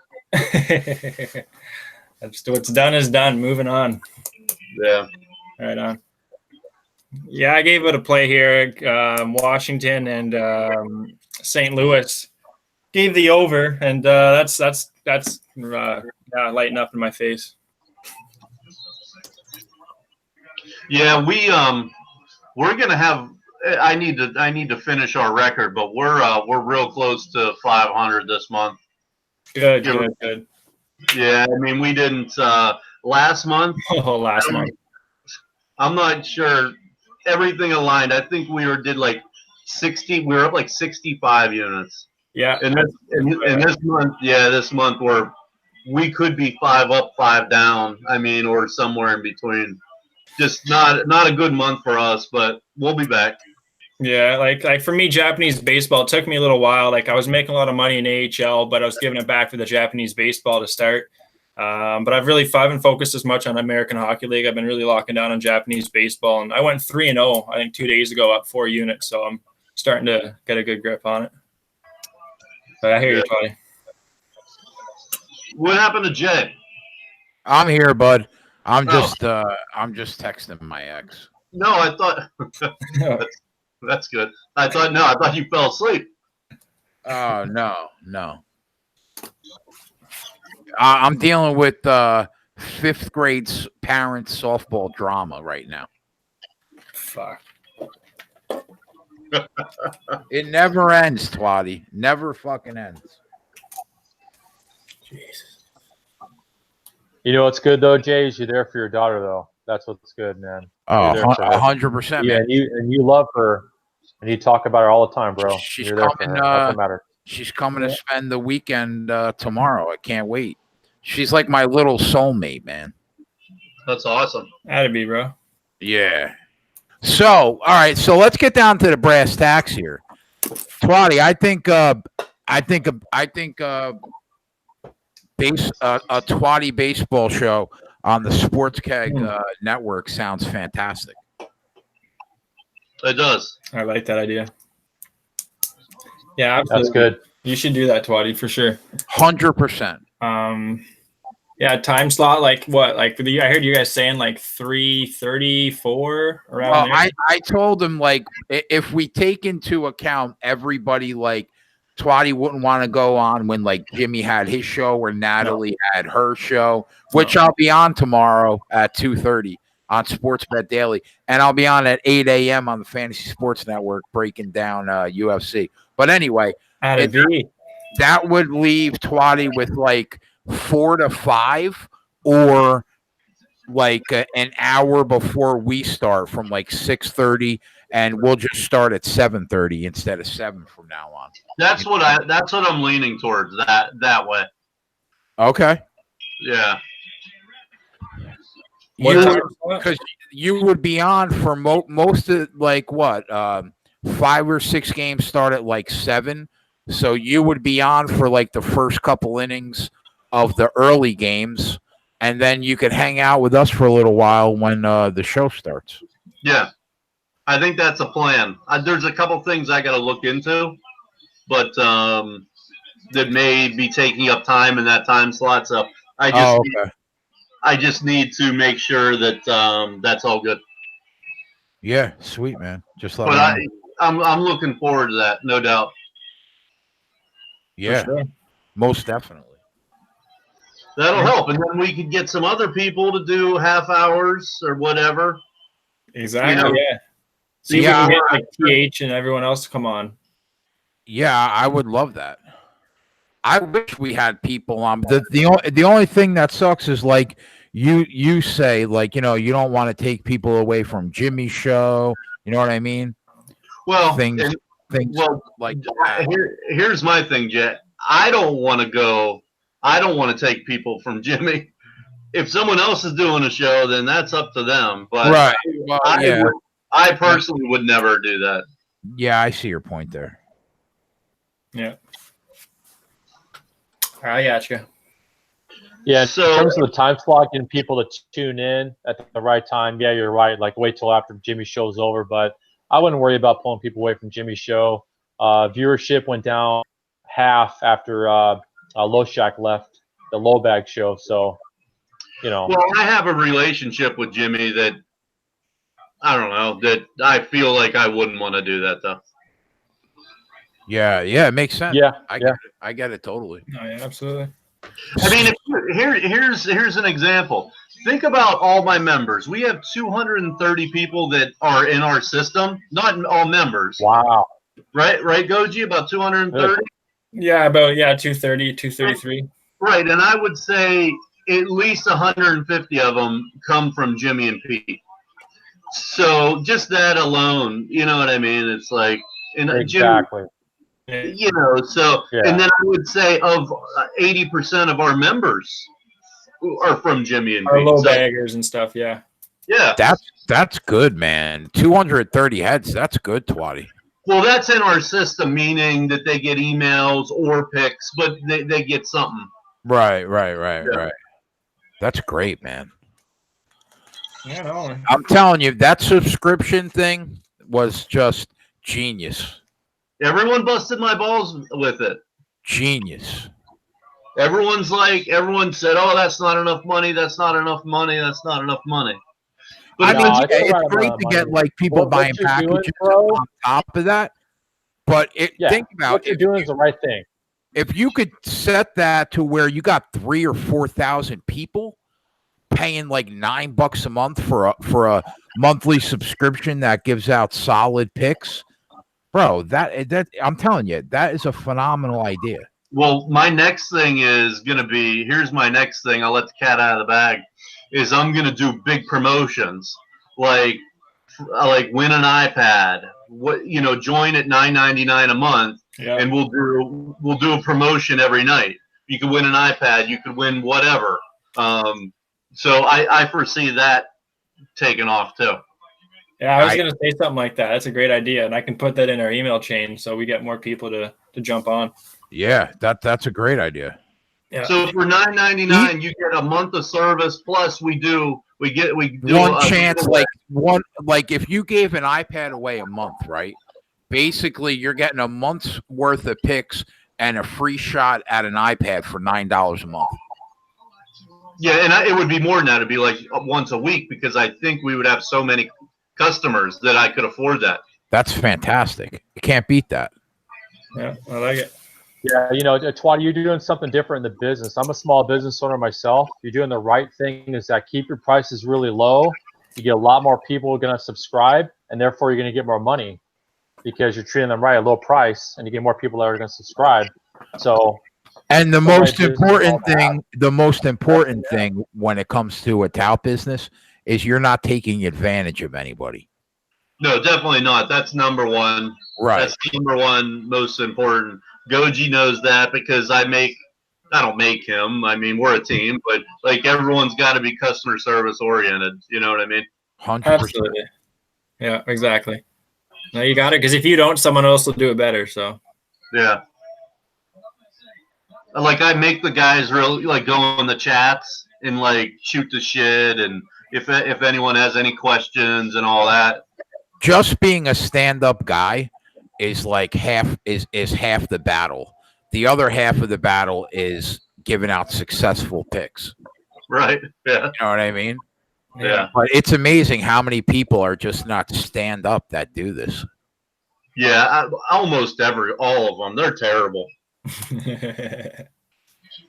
Yeah. bunch of But anyway, fakers. enough about CI. I appreciate it, but yeah, that's not why I come on here. You know. Oh, I know. So 76ers are extending. They're up 12 right now, going in about a minute left in the first half. Where's the defense from Toronto? Come on. looking Yeah, good. man. Over 2-6. I know a lot of people in the chat were on the over. I like the over too, but I wanted to get a hook, and I'm just greedy to a fault. Well, when you're sitting on 2, you want the hook. If any other number, it's probably not that big of a deal. But on 2, it's fucking huge. Yeah. It really is. Total's at 224.5 right now. So anybody that got over 216 is looking lovely right now. So that's a good start. Eric did a 25-man parlay in our chat. He hit it? What do you mean by 25 man? 25 team? 25 man. Or what does that mean? You did 25 people did one pick. Yeah, I saw he did like a UFC thing. He had like 25 UFC fighters or something like that, or like they were high odds. And it won? Yeah, Wait, exactly. Good for you. You cashed it? Holy Yeah. fuck. What the fuck did that pay? Did you pay your mortgage off? No, that wasn't me. That wasn't me. Sorry, no, that was another guy in the chat. No, That yeah, wasn't myself. Eric. I know he's one of my guys Okay. on football. How much did that pay, Eric? Good, yeah, Jesus Christ. I mean, even if you took all favorites. 25 for 200. Wow, that seems really low. 25. So you bet 200 or you cashed 200? No, I guess he bet 25 to make 200, which would only make that what, plus 800? Doesn't that seem low for a 25 leg parlay? Yeah, I'm pretty sure I saw a couple were like 1,300 and like minus 800. They were pretty high odds. Huh. Hey, good work either way. No, still 25. Parlays are capped at 10, at least 10, 25 team parlay. That's insane. Good work either way, man. Absolutely. So everybody that had 76ers first half, cash it. That's what's up. 64. They got 64 fucking points. Jesus. Yep. What do you think of the second half under? Like, are the Raps going to play some D here? Or? Yeah, there's no doubt the Phillies not scoring 64 in the second half. Yeah, I don't think they're looking to put up 130, are they? It'll probably be what, 102 I'm going to check. in the second half? I was thinking like 108. Yeah, you could be right. 105.5 is what I'm looking at. Yeah, I got 106. Right in between. Yep. Well, And Toronto is minus 6.5 in the second half, which makes sense. I mean, I don't think they're going to get buried. okay, well, so they lose by 4, you still cash. Right.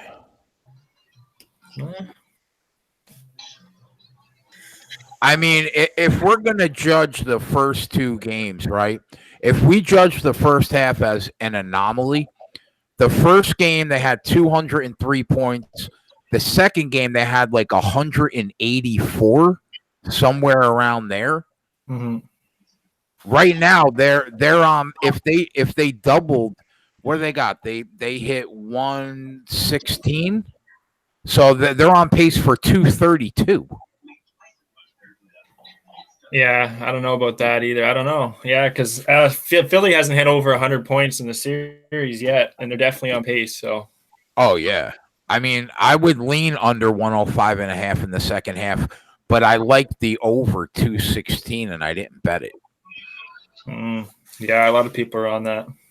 Yeah, right now the live total's 224. Yeah, game 1 closed at 203. Game 2 closed at 183. So 203 and 183 respectively for game 1 and game 2 between the Sixers and Raptors. So That's shit. So they've been averaging 193 points. They got 116 in the first half of this game. Jesus, yeah. So you're going to be on San Jose tonight, Eric? Yeah, give me San Jose. What's the line?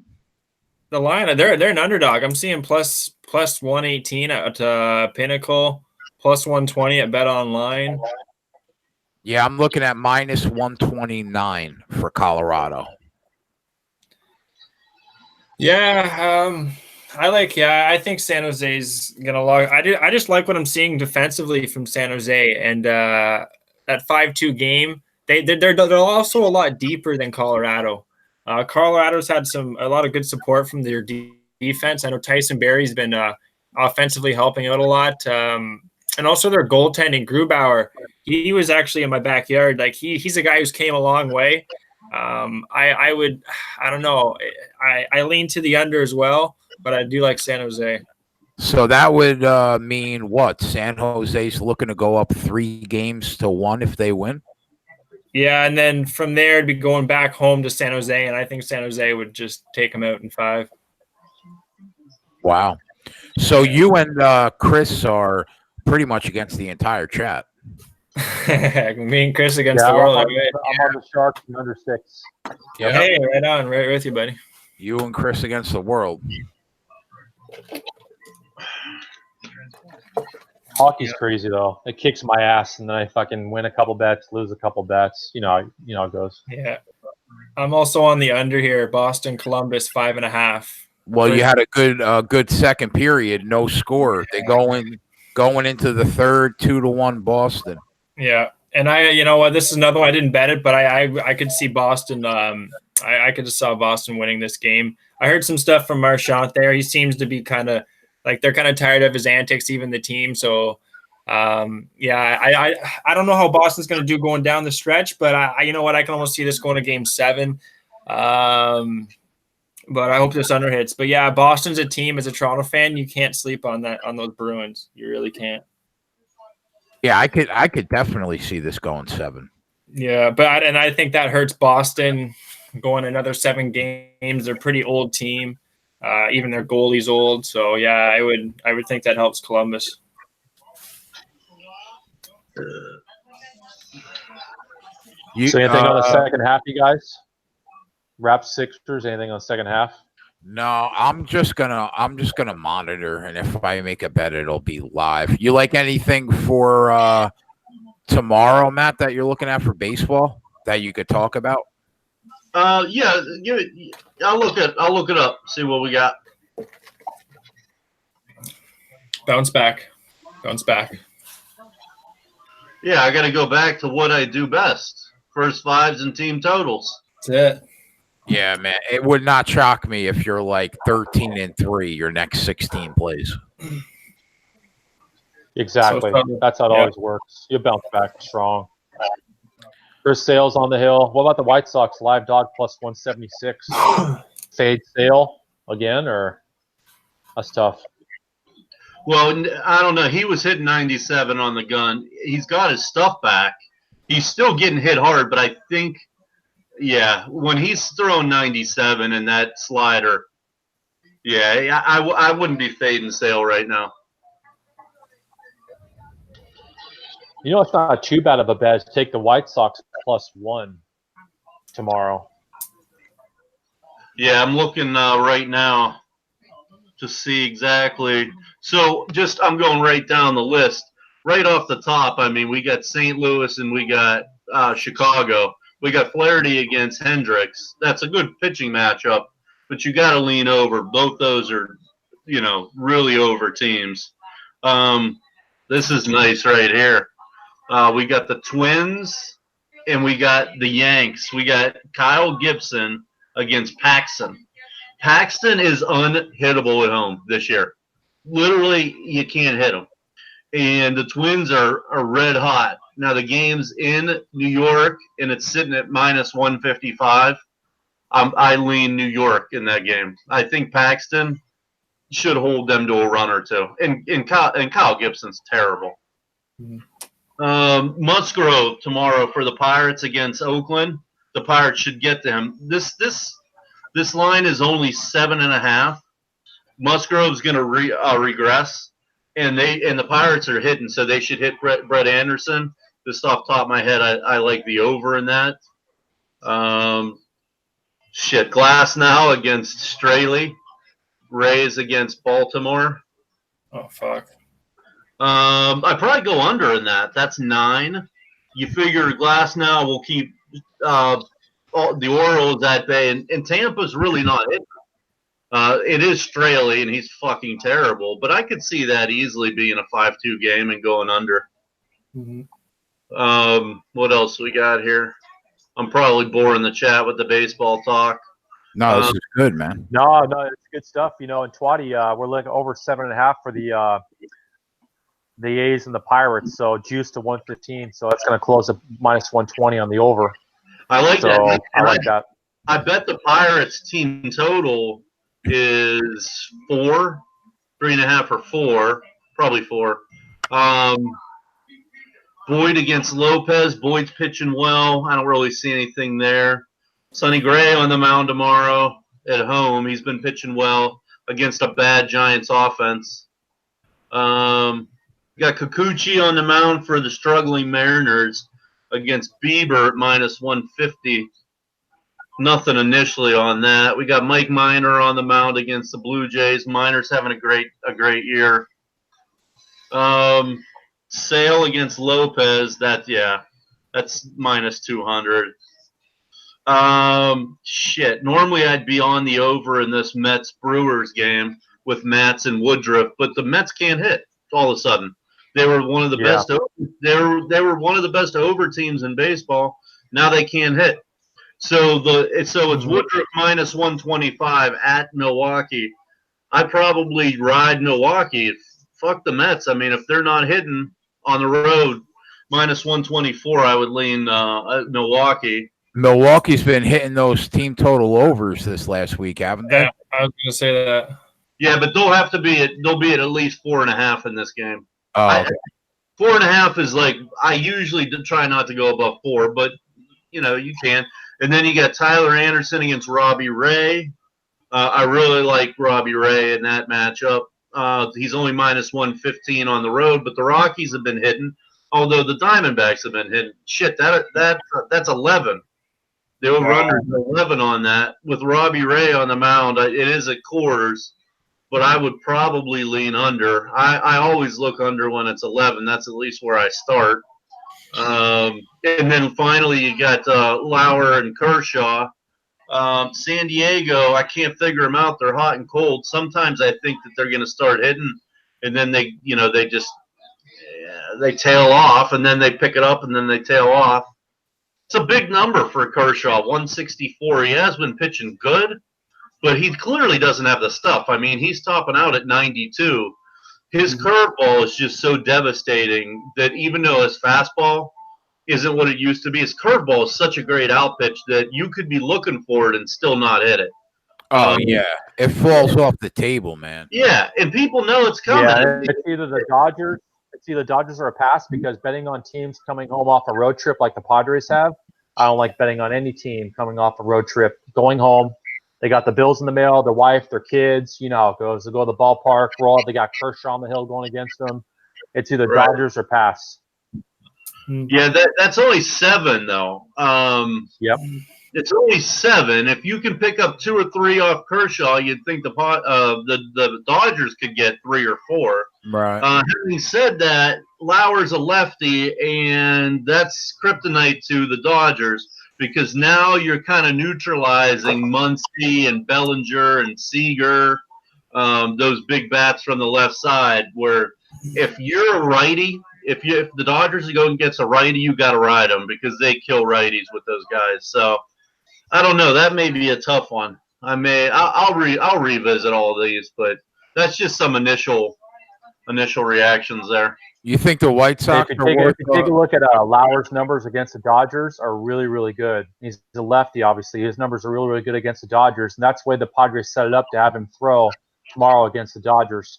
But yeah, it's either Dodgers or pass. Well, yeah, There's no way.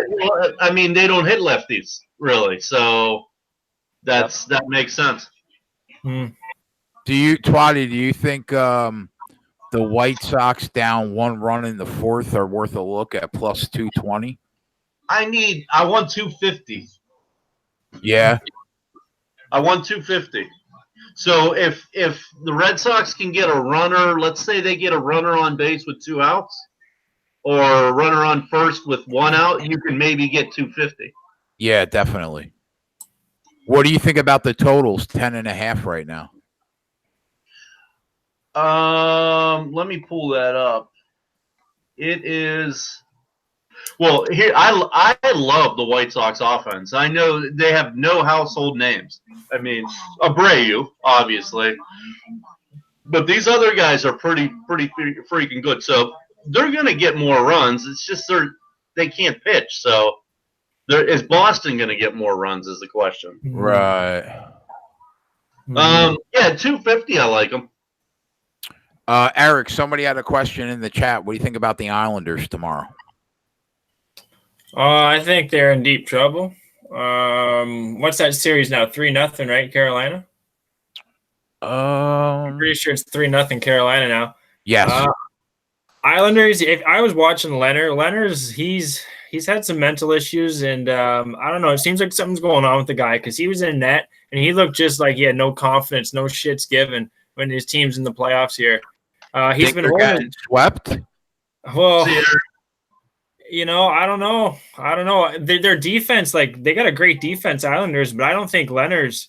He's got to play better. He didn't look good at all. Like they put up 3 goals in the 3rd period, Carolina on him. Like that's not a good sign for a team when they really needed him. They allowed 3 goals. So I'd almost maybe they need Grice in net. He's been a great backup. It's pretty crazy to say. You could say at this time of the year, but. I don't know. Leonard looks like he's had a bit of issues, but they probably do have to ride him. Carolina with Brind'Amour as the coach, yeah, they're going to put up a good test. I hope Columbus beats Boston, but yeah, Carolina's looking hot.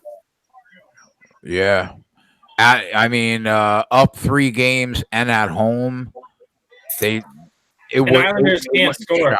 Yeah, right. They really can't score. Like when they try to move the puck, it looks pretty bad. Like an AHL kind of team. They don't have many guys that can really take the puck. Like Barzal's pretty decent.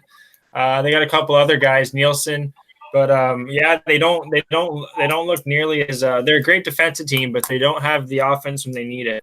So if Carolina comes out tomorrow, scores a couple goals early, New York's in trouble. They'll be in trouble because I imagine Brind'Amour will have him playing defensively, and then you can see an under coming and play there. But yeah, they can't score. I don't really trust Leonard, so I wouldn't be backing the Islanders here. No. What do you think about the Stars Blues game tied at 2? That's one I'm thinking the going up against Brooksy here, but I think the St. Louis Blues. That's a tough series, but I think the Blues are going to take it. I was predicting a Blues Columbus Blue Jackets final. That's a tough series, Jay. The other night, I saw St. Louis gets the first goal, and then Dallas scores like 5 straight. Yeah, that's not good to say. And St. Louis is they're like these defensive teams are the ones that are standing in the playoffs. All these are pretty good defensive minded teams, especially Dallas, St. Louis. But Dallas's first line, I've been watching all the games, but I know that first line with Ben Sagan and and I'm drawing a blank. 47 there. They're playing unbelievable. So Dallas is a really hot team too. St. Louis, that's a hell of a series. That's probably the series to watch right now. Nice. Look, I'll watch Yeah. it tomorrow. Yeah, that's a good series. Still 2-1 in the third. Yeah, still 2-1. I'm looking at a little baseball bet here. I don't know, Twatty, what you think about this. Toronto, LA Angels. Angels to score first. I would imagine that line would be maybe -110, something like that. Because I know Skaggs has been pitching really well, and Sanchez has been awful. He's had a big walk issue, so just thinking maybe that would be a good play. Let me see here. To score first, shit, I don't have it. Do you guys bet a lot of like no score in the first inning? That's I'm like crazy. That? Yeah, I'm crazy like that, Jay. I like to actually keep the stats in Japanese baseball. I can do that in Japanese baseball, and I like to occasionally dabble in that. Toronto to score first has to be like -140. Right? You think? Well, because they're leading off. I know. I'm just thinking though with Skaggs and I guess Toronto's offense, that like it's nothing to call the cows home about. But I don't know. I just would think as a Toronto fan, I like the Angels. Maybe -1 0.5 for the Angels first five. Yeah, let me see. That's -115. Yeah, I watched Sanchez last game. He only allowed like 3-4 hits, but he had about 6 walks, and he didn't look too good. He was at home, and I don't like Sanchez at all. Well, I could tell you that over a half run in the first inning, the over is -110, the under -105. So what? A score in the first inning? Yeah, basically, will there be? If you say there'll be a score in the first, -110, no, -105. Wow, that's pretty high. Wow. I would look. Just top of my head, I like Angels to score first. I would think I would get a plus line too, as kind of Twatty was alluding to there. Well, you go right to Team Rankings, which is my favorite site, and I'll do that real quick. Yeah. First inning runs, and let's see where they both are. I mean, it depends on the pitchers, obviously. Let's see. First inning runs. Who are we looking at? Toronto and who? And the Angels. So the Angels are 12th best if scoring in the first inning. They average 0.6 runs in the first inning, and then Toronto, not so much. They're 25th. They average 0.27. So together, they're at about 0.85 runs in the first inning. But if you go in the last 3, which is the most important thing to me, Angels are averaging in the last 3 1.33 runs in the first inning. So that's pretty impressive. Toronto is averaging 0.33. They're middle of the road. So that's why I was thinking score. LA to score first. That kind of backs up what I'm saying too, in a way. It does. In the last week, they're 3rd in baseball. Yeah. Wow. So there's a solid chance then we see a run in the first. I mean, it's all dependent on your starting pitcher because, I mean, who knows? The Angels may have faced 3 garbage pitchers in the last 3, but it's at least a start. I'm betting it right now. I'm gonna make that bet. I'm gonna take LA Angels to score first. I'm just gonna open up my line here. Yeah, I have no score first inning, -115. I used to bet those back in the day, but I might take a small piece of that. No run score first inning. Well, I got to tell you, and Angels to score first. I got to tell you, Chris, that's going to be my new thing. I'm telling you, I just agonize over every pitch of every game. Partly because I love the game and I analyze every pitch, but partly because there's money on it. But the first innings That's crack. That's crack of baseball. You're not sitting around for 3 hours watching these fucking games, having heart attacks. It's over. First inning, bam, done. Yep. We won, we lost. You know what I mean? So if I could become an expert on first innings, and hit them at 65, 60%, fuck it. Let's go there. Sitting around all goddamn day sweating. That's funny, man. No, Right? exactly. Yeah, let's bet it. You That's remember, funny. Twy, you remember the Giants? The San Yeah. Francisco Giants, no run score first inning. That rode for like the first 20 games. Yeah, they still have The only Giants. scored once, I think. Oh, they score once, and then like a week ago, now they're back to not scoring the first inning again. The Giants, that figures. Yeah.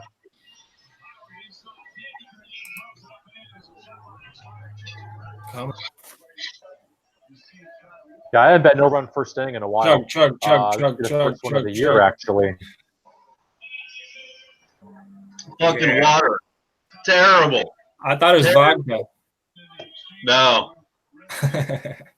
Vegas Gun got me on this. It's the water plus that's fucking pH balanced or has some alkalinity or some shit in it.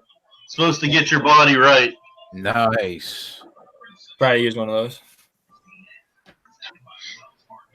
I don't know.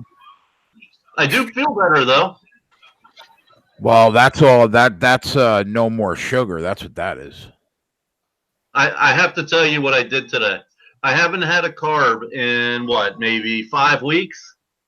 I ordered a pizza today and ate the whole fucking thing. Nice. Guess how many slices? 12. 8. Oh. 8 fucking slices of pizza. Nice.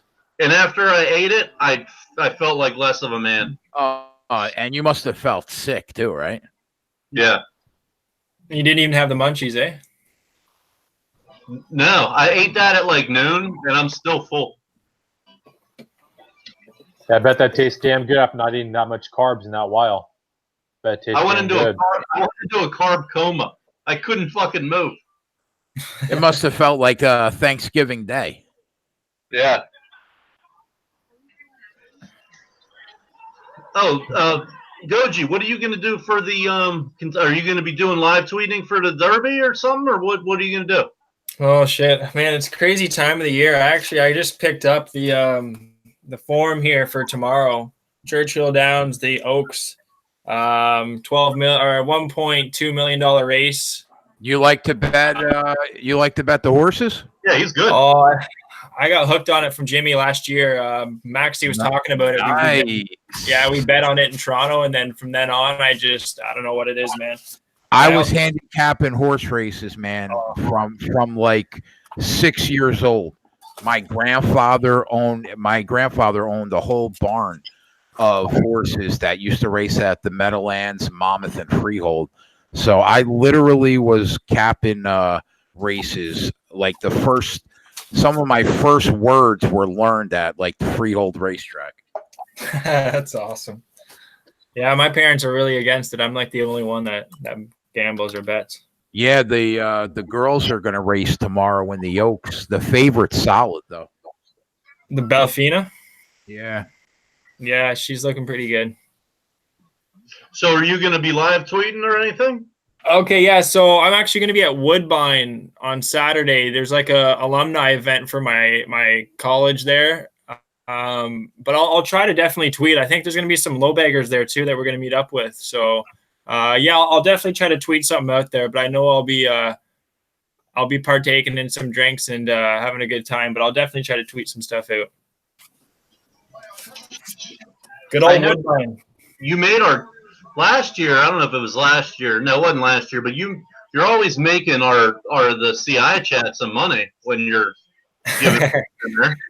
I know, and I almost don't want to post anymore because I've done so well, so I don't want to kill that that record. But I haven't been doing too well in the ponies too lately. There, I won't lie. I've actually been getting a little bit too excited. I've been waking up at 5 in the morning and looking on the horses and checking out the Japanese horses. Like it's getting kind of bad, so I got to. You got a problem? Yeah, like they're running the opposite way. Like it's confusing my brain and shit. Oh, do they run the opposite way? Yeah, they go same in Australia. Wow, that's crazy. They go the opposite goddamn way. It's exciting. It's like driving on the side of the road out there, and then they race the same with the racehorses. Exactly. And I don't know how there's a Japanese horse in the Derby on Saturday. So I hope he does some practice runs so he doesn't, take the wrong turn thinking he's in Japan. Yeah, it's going to be exciting. Philly's up 18 right now. Fucking them up. I hate these NBA games. They're never close. It annoys the shit out of me. 1 out of every 5 is a good game. Other than that, it's like 120 to 80. Someone will go on a 30 to 5 run. Yeah. I love the NBA, but it's just the worst thing about the NBA. I got to do an ant rant. Is the timeouts at the end of the game? Holy fuck! They're bad. Yeah, I can't disagree. How long does the last minute of an NBA game last? 25 minutes. It's ridiculous. They need to take Especially away in college basketball. Yeah, they need to take away at least 1 timeout. There's no reason these guys have 4 timeouts at the end of the game. I agree. Yeah. No need. My other pet hear ya. peeve is, why does college have five fouls and NBA 6? There's nothing worse than a good college game and a guy picks up 2 cheapies and he's on the bench the rest of the half. A good player. He picks up 2 cheapies and he's on the bench for the whole half the game. That's true. If this game starts to really become a blowout, I think the under's going to hit. Yeah, it's second half under, yeah. Right now, the total is 221.5, and they're up 13. If they get up like 22, 23, I think you're gonna start to see people that have like under 221 probably cash that ticket because you know how blowouts get. They become low scoring in a hurry. So no, I'm with you, Noli. What I'm saying is, let's give the college kids an extra foul, not take one away from the NBA guys. I think that's what we're talking about. Yeah, I agree with that. Yeah. Why can't the Raptors come back, boys? Yeah, I mean, they're only down. They're down 15 right now. It's unbelievable how a team could just go on a 13-2 run in 3 minutes, and just like that, they're back in the game. Yeah, like Kawhi Leonard is on that team, and I've never seen a player. Toronto's never had a player like this before. Like he's unbelievable. Yeah, he's special. He is. He's got 22. 9.5 in game right now. He's got 22 with a quarter and a half left in the game, and his total was 30.5. I thought about betting the under. Then I saw he had 45 in game 1, 35 in game 2. And I was like, fuck that. I'm not betting the under. I stayed away, bro. He's going to fly over the total. Yeah, I can see him. I just took Toronto plus 10.5 right now. So Raptors in game plus 10.5. That's not terrible. I could see them hanging within 10. I think Raps are winning fourth quarter, depending how bad they're down by. But Raps are a fourth quarter team. They have been during the regular season. Yep. That's the highest it's been right there. It's 10.5 too. Hasn't been that high. What do you guys think about Ben Simmons? Twatty, like you sold on Ben Simmons? Sold as I guess what do you mean? Like you think he's like a really good player? I think he's an all-star just because he's going to fill the stat sheet. No, I mean, I don't know. I mean, he's very agile. He's got a handle, and he could pass, and he's almost 7 foot. Yeah. But at some point, you got to make a J. That's my problem with him. He's just not a great shooter at all. And I don't think he's real tough either, to be honest. Dating a Kardashian? No, he's dating a Kardashian. That's one side. Is he really? Like he was, or one of the Jenners or something, wasn't he? Oh, that's a fucking curse if he's with a Kardashian. I thought something like that. Jenner, Kardashian, one of them. Yeah, Kendall Jenner. Man, she's beautiful. Oh, she is gorgeous. Ever since Twatty made me pay attention to Siakam, the kid is a fucking beast. Oh, he's him and what's his name? He's in San Antonio now. Pirtle. Those two were unbelievable. Right, they were coming off the bench last year, and it's too bad Toronto couldn't go far. But yeah, those two guys have really came into their own. The guy in San Antonio, he's just as good as well. Maybe Siakam's a little bit better, but Pirtle's really good for San Antonio as well. But we traded him for Leonard and Danny Green, which, you know what, I take that. And DeRozan. We also got rid of DeLon Wright, which was a good up and comer to Memphis. So too bad. Yeah, Siakam's one of my favorite players. Yeah, he's great, Twatty. And Jared Dudley's one of my favorite players now too. I was liking D'Lo, man. He was going off. You gotta love Jared Dudley standing up to Embiid. He's not gonna be pushing a guy on my team. Yeah. Don't do that to Ibaka. Don't do that to Ibaka. Who did he almost killed somebody, I think. It was on Detroit. Someone was pushing him around, and then he tried to swing on him, if I'm correct. What do you guys think about this Celtics game tomorrow? I got a feeling Boston wins that first game at home. What do you guys think?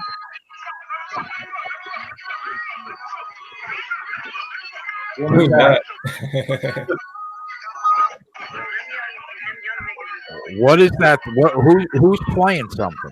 That's not me, is it? No. Chris, you got the volume up, brother? Yeah, somebody tweeted out a big fight on Twitter. I just turned it off right now. A huge fight on Twitter. Pretty bad.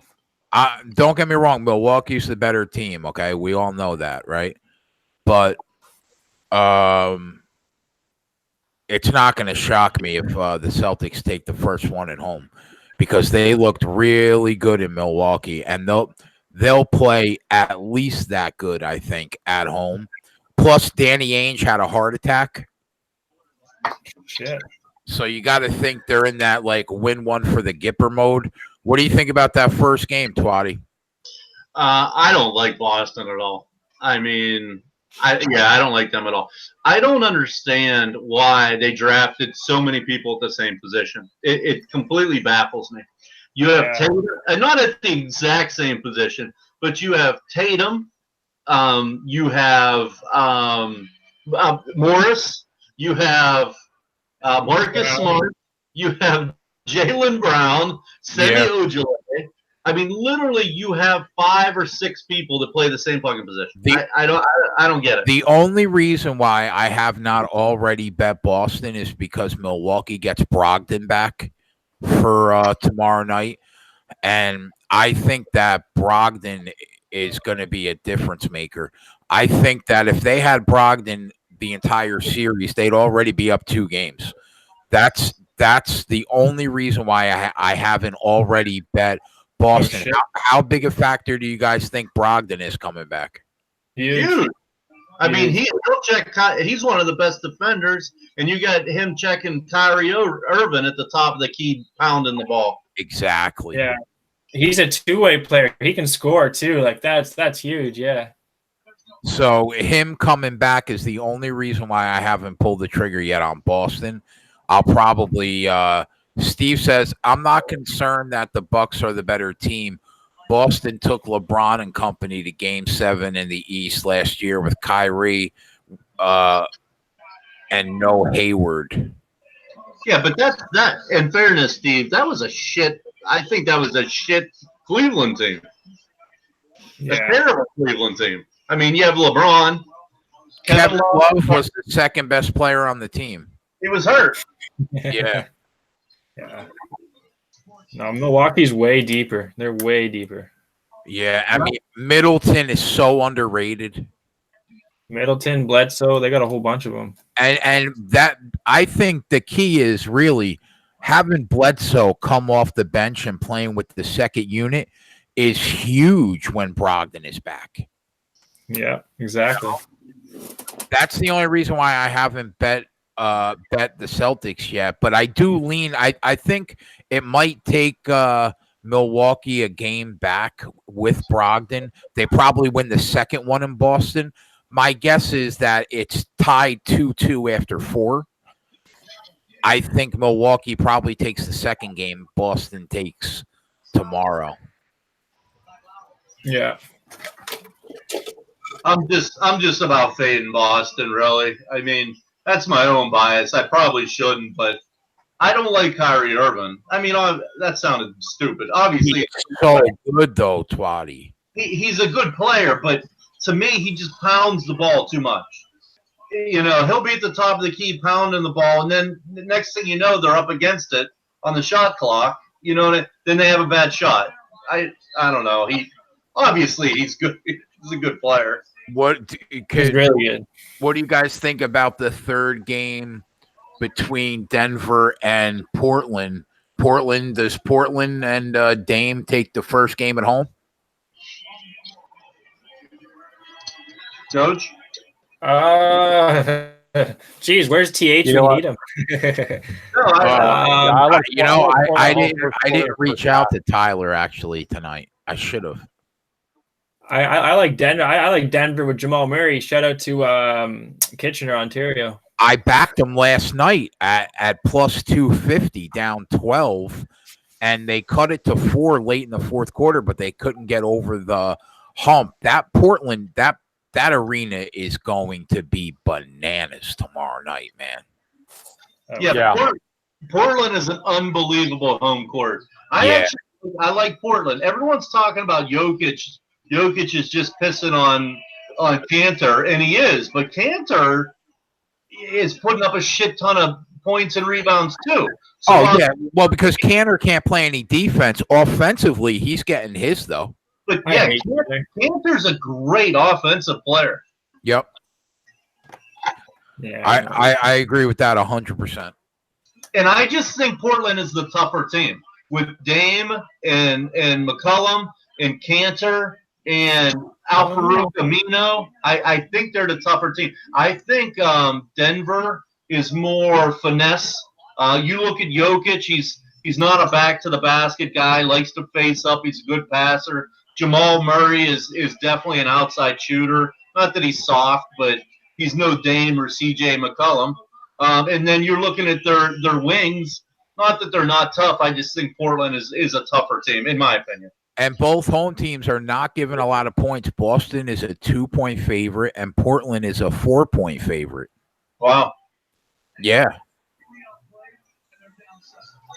Gonna say, I think Murray's pretty there. You should watch this thing, Twatty. There's like a Vice thing on Murray, like mental toughness. The guy, he's pretty tough. Like I wouldn't try Jamal Murray. Like he's pretty tough. Toronto cut it to 8, Twatty, and you can get him at plus 310 right now. There you go. I watched that, Goji. It was with his dad. Yeah, that was great, wasn't it? Yeah, it was really good. That's tempting. Yeah, like he's a warrior. It's tempting taking a shot at 3-1 when you're only down 8 going into the fourth quarter. Raps can win this game, boys. Yeah, they can. They're gonna at least make a run. Did you get 10.5, Chris? Yeah, he got 10.5. Yeah, and they're right now it's 5.5. That's solid. And I would say for Game 3 home teams, Blazers, Celtics, I'm more inclined to take first quarter, first half, as we talked about with Portland at home. You know, we're looking at -2 first half and first quarter, -1. So I think they're going to come out strong for that home crowd. We talked about Portland home crowd, crazy home crowd for the Blazers there at home. Game 3 at home, more so than taking the Celtics at home. Chris, you could free roll for like a 6-point middle in this game, you know? Yeah.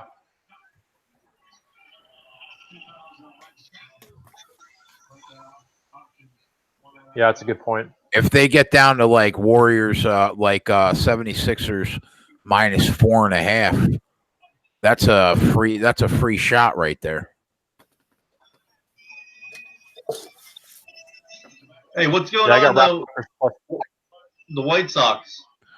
White Sox are down 1 run in the 5th. Fucking long ass innings. Yeah, plus 175 on the money line I'm looking at. Oh, they must have they must have some runners on, no? They have to. I think it's top of the 6th now. Oh, okay. How's Giolito this year, Twatty? Is he still as bad as he was last year? Well, his home road splits are incredible. And so are David Price's. I mean, they're complete dog shit on the road and good at home. Both of them? Yeah, both of them.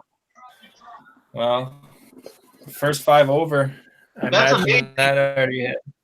So Like, now the best value, if we're going to take the White Sox, would be right now going to the top of the 6th. So Did you guys? because the Red Sox come up Did with you that. tweet out that you were coming on to hang out? I just retweeted. I didn't. Yeah, I didn't. All right, that's good enough. I'm gonna give a retweet right now.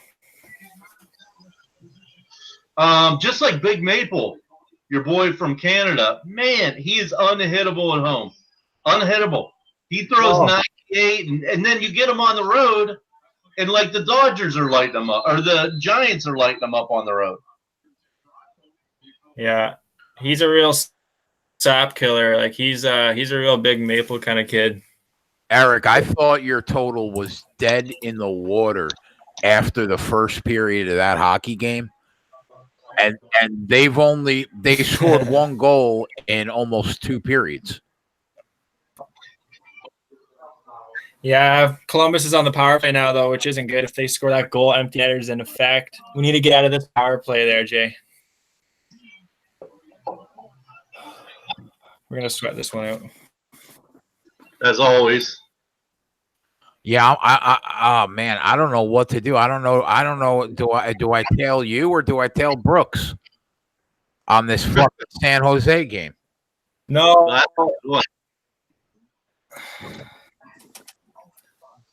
Oh boy. See, Brooks is like I just live and eat. I live with hockey. You know, all my life. My dad professionally, so like that's the only sport I really know. Like, but Brooksy has been following it all year. I've been more American hockey, but that's just my. If there's one sport I do have feels on, it is hockey. But Brooksy has definitely been more in depth on it all year. Have they been getting blown It's out of hard- the box, Colorado, or have these games been close? No, yeah, they have been pretty close. Just that last game, I think it was 5-2. I got it right here. It was 5-2 for San Jose. Yeah, 5-2 they lost, but the game before they won. Oh no, never mind. Sorry, cancel that out. But yeah, they lost their last game 5-2. Never mind, guys. Never mind. Yeah, I got they regular lost. season They stats lost here. game 1 5-2. They won Yeah. game 2 4-3. They lost game 3 4-2. Okay, yeah, it was 4-2. Yeah, well, I don't know why I thought 5-2. I remember I got the push on the over. So they've been. I mean, they haven't been like blowouts. No, that's true. I'll tell you what, though, but 2 out of the 3 games hit 7 goals, though. I'm Yeah. surprised you like the under. I know. Yeah, one of the defensemen are out for Colorado. It's Martin Jones. It's really what I'm seeing from Martin Jones. I've had a good read on this guy all year. When he played Game 6 in Vegas, they won 2-1, I believe, or 3-1. He played lights out. It was a game they needed. He played really well. He's turned a bit of a corner there, I think, and defensively. With Pavelski going down and even Donskoy's out, they're still deep enough. They're better than Colorado. Colorado they're a hard skating team. Their first line with McKinnon's great. But with that being said, I think the firepower of San Jose can penetrate Colorado's defense and even Grubauer, but not enough to take the over. I would still lean under, but yeah, San Jose in the under. Buddy, you want to tail this fucking hockey game with me for a unit? Oh boy. What? Brooks is not on our show. Eric is. I'm gonna have. I started the show out by saying I think I'm gonna bet Colorado tonight, but I'm gonna take the Sharks at plus 115. No pressure. E. Yeah, I'll At least come it's by. a plus line. No pressure, Edge. So all 4 of us ride San Jose for a unit then. Yeah, all right, let's You know do how it. much my unit is? What? No, I'm not. Yeah, Peter Loshak unit. $2.73. That's it. My hockey unit is 100. Everything's 100 except football and MMA. So I guess so. If Martin Jones starts letting a few in early, this game's going to have to go over. But like I said, I do not believe that's going to happen. That's the worst case scenario, though. We don't want to see early goals from Colorado. If we do, we're pull out the towel because it's going to be a sweater, or it's going to be Sweater. What up, Raymond, Noli, Toro? What up, guys? What's going on, boys? What's up, boys? Noli's back. Noli, how'd that fucking baseball game go, man? Did the kids get it done or what? Goji, maybe I should throw Noli a couple bucks, have him come in the chat every night and give us some picks. It's not a bad idea. I could teaming up with Noli Knows just is like he's a paid service. That guy's like he's a great capper. Noli, I hope you're on San Jose tonight. Yeah, Noli's more of a total guy. I wonder what he's on. We have Toro Capital, which unbelievably he is our Mexican basketball expert. Nice. If you didn't know it, now you know. Nice. Worldwide, baby. Noli's little guys turned to double play. That a boy. Oh, you love seeing that as an infielder. That a boy. There's my catcher right there. My daughter's in the chat. Why aren't you sleeping? It's 10 o'clock. You got school tomorrow. I'll see you tomorrow after school. In Guatemalan basketball expert. Who knew there was a Guatemala? Like, seriously, he'll come in the chat and he'll say Mexican and Guatemala basketball expert. Someone's getting bought off. Someone's taking a dive. Like, it's awesome info. That's funny. That's awesome. I wonder if he watches them live. We got a rugby expert, Colin. Australian, yeah. We had a tennis expert. He left. I've never capped tennis. Never. Fun to play. Zonkies. Oh my god. That's hilarious.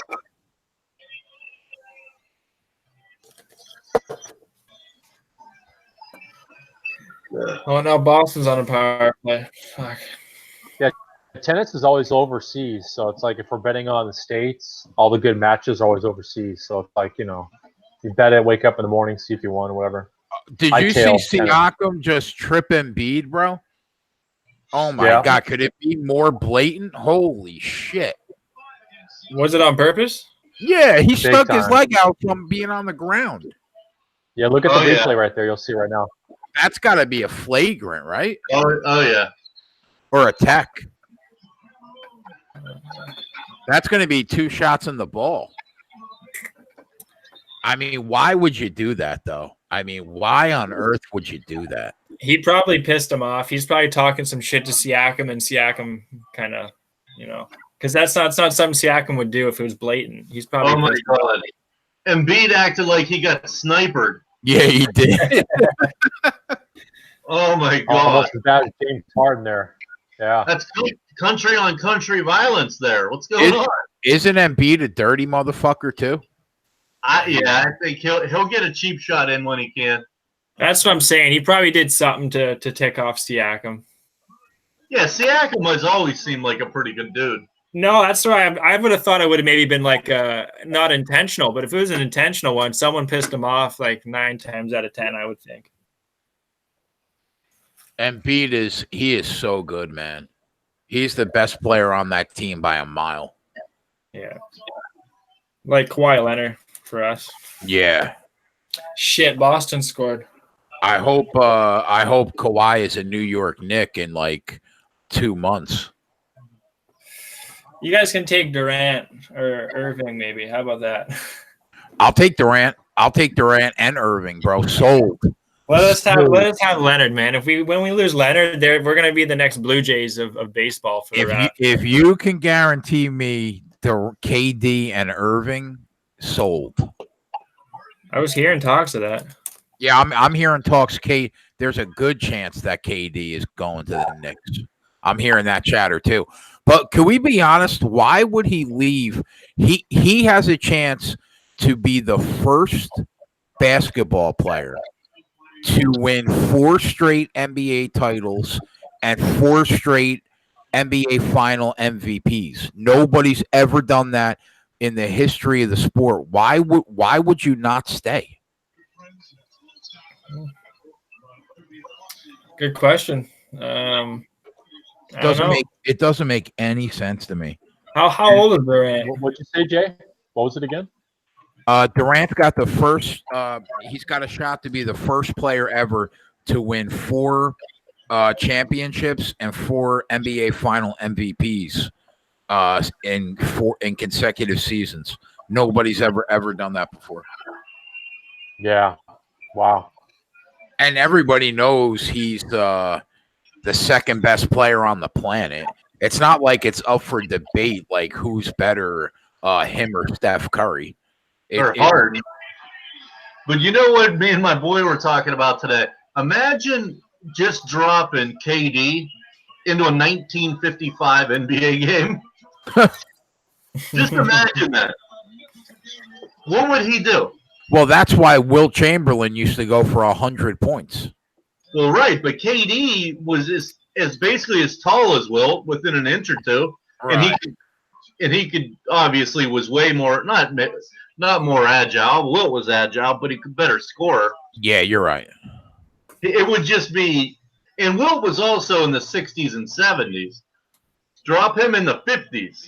Yeah, that's true. When it was like 5 white guys from fucking like Kentucky just shooting the lights out. Like Bob Cousy and those guys. Yeah, like the 50 Celtics. You take a look at Michael Jordan back in the day. He played 82 games. Jordan. He played 82 games. He was with the Wizards. No load management, Jordan, none of that stuff back in the day. He played every single game. Michael Jordan. Jordan's become so mythical that he'll be the first player of forever. Like our kids will still talk about Jordan as the best player ever. I'm past it though, Jay. I'm past it. I went to Braun. You think LeBron's the best player ever? Yeah. I don't think so. I like Jordan. I think last year or maybe the year before he overtook him, in my opinion. And I think if he plays 4 more years, how can you not? You know, because he's going to have probably the scoring title. Who knows? He may have some more championships. But that's just me. I definitely grew up with Jordan, you know. So yeah, I think I don't know. It's so hard to compare them because they play different positions. But I think Jordan, I can't say Jordan was a better scorer. I think they both are even at that. I think Jordan played better defense. I think LeBron's a better passer. And rebounder. Well, right, but because of the size, you know what I mean. But it's just so hard to get past 6-0 in NBA Finals. And LeBron has played with better athletes. Not that the athletes were bad in the mid '80s, but they get better every year. Right. But LeBron's never had anybody. Well, no, I shouldn't say that. I would say Kyrie's as good as Pippen, although Pippen's in the top 50 players of all time. Well, and you remember LeBron played with Dwayne Wade too, and Chris Bosh. But speaking of Pippen, if I don't know if people in the chat how old they are, Pippen was so fucking good. Bro, he took Portland to an NBA Finals by himself. I mean, he was like Kawhi on defense with another inch or two. It was just you couldn't score on that guy. He was the best defensive player in the league for a decade on a team that had the best scorer in history. Well, and probably the second best defensive player too. Right. Jordan was always on the all defensive team. as Always. well. Yeah. And They we're were probably the two best defensive players while they played. But think about it. They also had a couple years with the defensive player of the year, and it wasn't them. It was Rodman. Yeah, that's true. Yeah. Pippen deserves to probably be on that top 50 of all time when they put the list out. Oh, I think Scotty is. I think Pippen is top 50. He's got to be, isn't he? But you know what? He's gotta be top 50. Jordan played with Kyrie, right? Is Kyrie going to go down as a top 50 player of all time? No. Not if Well, he's still got some basketball left to go, but Probably not, though. Yeah, I think Kyrie's unbelievable. Like watching him in college, he's as an individual player, he's really, really good. I would take him on the Knicks in a heartbeat. I think he's unbelievable. I can't disagree. He's got a really good skill set. Like him one-on-one as a point guard. I wouldn't like he's not as powerful as Russ maybe, but he's got the handles like no one else. Agreed. His handle is absurd. I would take Dame Lillard over him. I'd probably take Russ over him. Yeah, but I don't think Russ has a handle like Kyrie does. No. Maybe Lillard is as good. Maybe. Lillard would be good. Yeah, I agree. Lillard's a gamer. Oh yeah, he's unbelievable. Yeah. Are they on tonight? No, tomorrow night. What's the second game tonight, or isn't there one? No, there is no second game. There's a second hockey game. But tomorrow night we got Boston and Milwaukee and Denver and Portland. And then Saturday we got the Warriors and Houston. Saturday is going to be a good day, man. We got the Derby. We got UFC Fight Night 151. We got the Warriors and Houston. It's going to be a good day for the show. Baseball? yeah. Baseball, and then a couple hockey playoff games. Saturday is going to be a good day. You're going to be around, Twatty, to do the FightCast? Well, yeah. I had something to do until about 5. Oh, that's good. It's not on until tonight at night anyway. Chris, you going to be around this weekend? Yeah, definitely. I just took Toronto plus 14.5 at the TV timeout. So Sweet. Obviously, Eric, you're always welcome, man. Anytime you want to come and hang out with us. Yeah, absolutely, man. I'll definitely jump on. I can't do it on the weekend. I'm going to be at Woodbine, but I'll definitely jump on when I'm free for sure. I love your commitment to horse racing. Oh man, it's one of the things. Like, it gets me going, man. Like I've never been to a horse track either. It's the first time going to a horse track. It's the most exciting 2 minutes in sports betting. Should I be dressing up yeah, for I this? go I out probably to should. Del Mar racetrack out here. It's fucking fun. Oh, It's awesome. it's so much fun. Yeah, so much fun. What do you guys wear to something like this? Well, I mean, if you were at Churchill Downs, you would get dressed up. You're going to be at Woodbine, bro. You could wear a pair of fucking flip flops. Like Gucci flip flops, at least. Or? It's not going to matter. I mean, you'd be rocking a suit if you were at Churchill Downs, though. True. Well, Toronto can't make a shot here. Yeah, they're down. I'm looking to. That's insane. Yeah, they're getting run out of the gym. They better win game 4 or they're in trouble. 3 points. Wow. Where's Kawhi? What's he doing? Like, come on, Kawhi. Toro said 3 points in 6 minutes.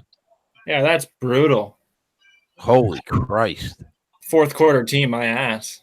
I'm glad I didn't take that over 216 right now. The total's all the way down to 213. Yeah, that's fucked. What's going on with the White Sox? Did you bet the no score first inning, Jay? Did you bet that?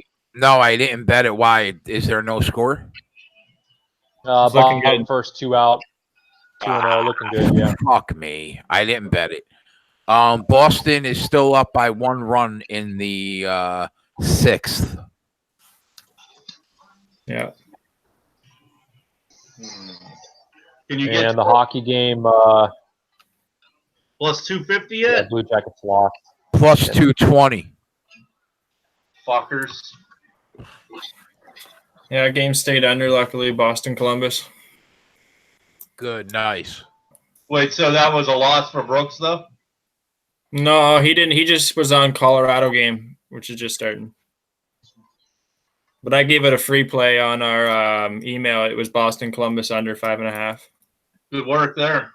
Thank you, sir. We're out of emails, aren't we? Yeah, till Saturday, but we should be good for the month now, I think. Like Monday to Friday. I don't know why I thought we got 24 a month, and now it's saying we have 20. Has it always been 20?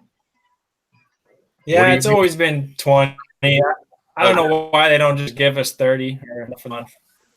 I don't get it. What do you mean?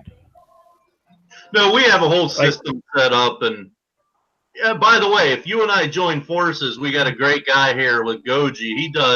He's really the backbone. He does all the social media shit. And like we're just talking about the emails. Well, we send out an email every day, but they only give us 20 a month for whatever fucking reason. The email. Oh, okay. The website there, yeah. So we only do 20 a month. I could pay more. I think it's an extra $49 to pick up fucking 10 more, but that's like That's ridiculous. bullshit. Yeah. But Goji does everything. He does a YouTube video every day, well, Monday through Friday, and then he does a play of the day on Instagram, Nice. and then he does our email, and then he does our record. Do you keep track, OG, of like what your free pick record is and all that? Oh, fuck yeah. I got it all. I actually have a link. I'm pretty sure it's pinned to my Twitter page. I have all – I document everything. Like just on my sports docs here, I got Twatty sheet. I got Capper Investments units from March and April. I got Japanese baseball. I got my own. I got TH and Brooksy. So I kind of document everybody's here, yeah. Nice. That's the way to do it, man. I guess you could pay for a third party, but I'm pretty diligent with this stuff too. So I'm pretty – I'll back check my stuff. I'll go over it several times too. The third party's been getting a bad rap lately, man. Yeah. Put your Twitter in the chat too. Put your Twitter handle in the chat. Yeah, I'll definitely jump on that. I don't have it up right now, but when I got to jump off here probably in a couple of minutes to post Japanese baseball because it starts at 12 now. They've changed the time, so. Well, you have the invite, man. If you want to hop back on, just hop back on. Yeah, for sure, man. Yeah, I'll probably let you guys go, and I'll catch you guys in a bit. All right, you got it. All right, peace out. All right, bro. See ya. Yeah, later, Chris. Peace out, Twatty. 76ers by 20. What am I doing? Why aren't I watching the Chicago game? That's what I need. Chris, do you have MLB? My first half wagers are going to go down. Live betting the Sixers in game. So I'll break even. First score and first half Sixers cash. Live betting with the Sixers plus 10.5, plus 14.5 are going to go down probably. But we got a little bit of time left here. Red Sox game is off the board, Twatty. Somebody must be on base. I still got 3-2 Red Sox. Guy on first with one out. Oh, no score first inning cashed. Fuck, I should have took a shot with that, man. Oh. Something bad happened.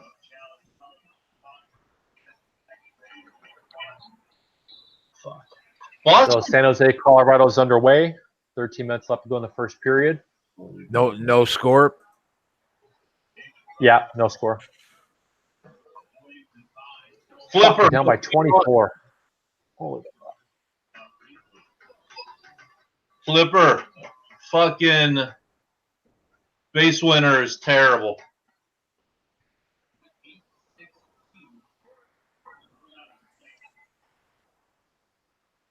All right, come on, guys. Get rolling here.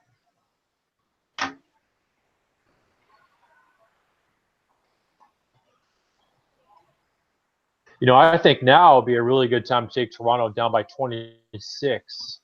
And we're looking at plus 24.5. My God. Wow. A lot of fucking points.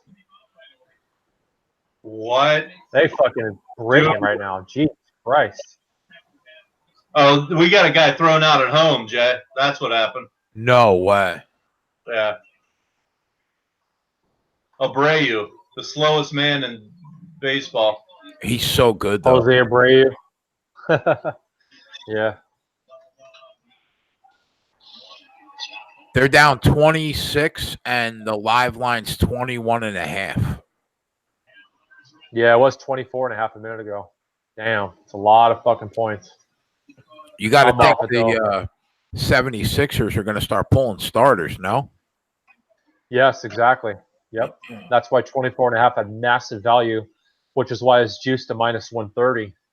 Makes perfect sense. Man, the book has been dead on that total all night. It closed 217. It's at 217 right now. Yeah, Flip, Isn't I that the don't thing? take their plays at all. I don't take their plays at all, but I don't even look at them anymore. Yeah, that's the thing, though. We always remember when the books are dead on the number on the side of the total, but when they're way off, we don't even think anything of it. Rich G said Kyle Lowry is so terrible. I'm so glad I took his points prop over. Fuck my life. Jimmy Butler and NMB just taken out of the game with 5 minutes left. Oh, you're going to talk to Nat tomorrow, right, Jeff? Yes. Okay. Yes, sir. I check the site too every day. There's nobody has articles up for that sport. Very strange. Very strange. Yeah, it is. It's odd, man. And I was talking to Natalie the other day, and she said the UK is their biggest market, but after that, the second biggest market is the United States. So, I mean, you know, you would think, I know they have somebody writing for the NBA finals. I'll be writing for football and college football once that starts. We have a whole page dedicated to UFC and boxing now because it's big over there and it's big over here. But they said the third biggest market is in India. Cricket? Yeah, in India. Yep.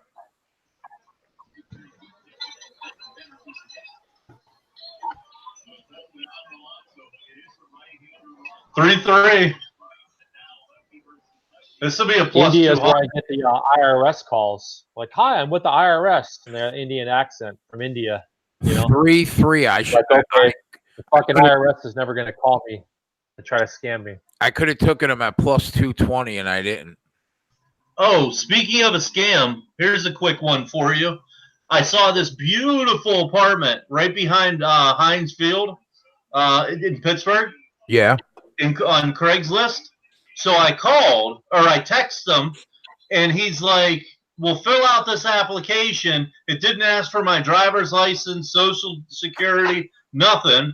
He's like, "Fill out this license." He's like, "I have a ton of people want this apartment. If you send me $300, I'll hold it, you know, so I won't give it to anybody else." So I dug a little deeper. It was a fucking scam. Wow. Oh, yeah. That's the biggest scam there, Twatty, is the Craigslist rental or you don't ever – exactly. That's the biggest fucking scam out there is that Craigslist shit. And it was really good because this apartment I really wanted, and I figured that it was probably in high demand. So to throw the guy $300 seemed logical. No. Yeah. You know, just to hold it. But then, so here's what did it. He said, "Well, are you ready to send me that money?" He's like, "Well, how are you going to send it?"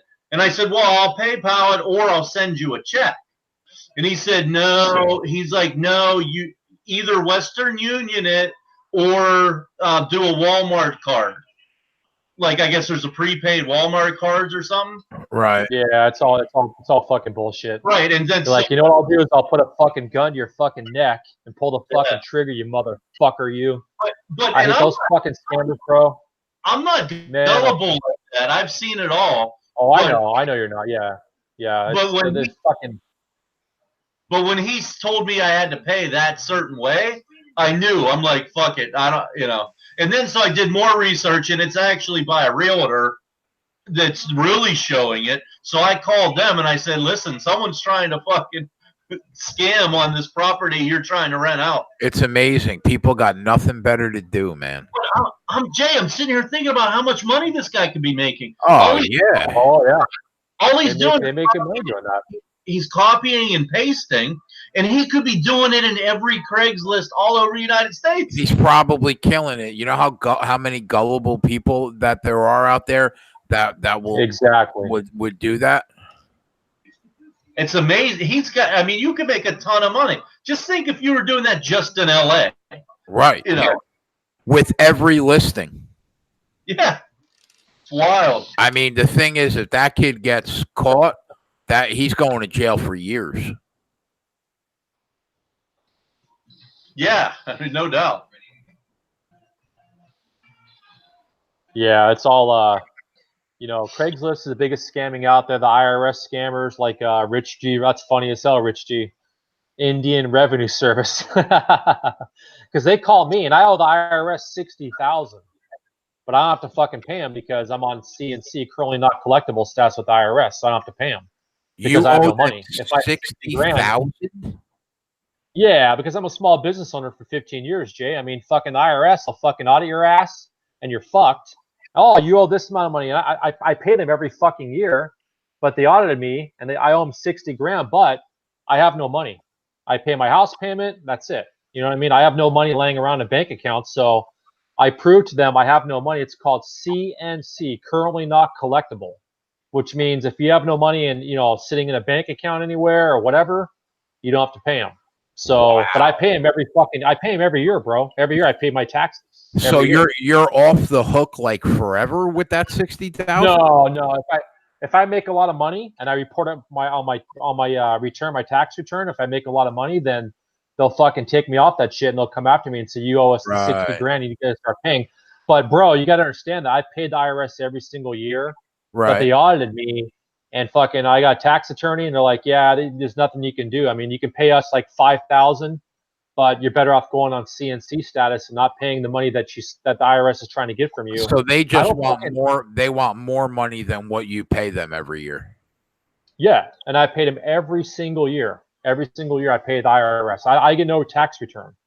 Right. So it's down about $45,000. It falls down every year, but a lot of people owe the IRS money, man. If you know anybody that owns a small business, dude, there's people all 6 figures. I probably owe them about $8,000 from the last 3 or 4 years from the bread route. They don't break my balls though. No, they don't. As long as you pay your taxes every year, and if you have a return, obviously you get no money back if you owe the IRS money. But if you pay the IRS like I do every year, I don't get a return. Fucking as long as I pay them, they keep me on that CNC called currently not collectible. If anyone in the chat knows what's up with that, they know it's called currently not collectible status. I wonder how many people felt that tax break from that Trump. Trump gave everybody like, what was it, like $1,000, extra $1,000 or something like that. I wonder if people. Oh, bro, I know we don't normally, we don't talk a ton of politics, but Twatty, did you see what happened today with the House committee was supposed to have Attorney General Barr there today to answer questions about the Mueller report, right? Yeah. He doesn't show, right? He didn't show. One of the Democratic House members brought a bucket of Kentucky Fried Chicken to the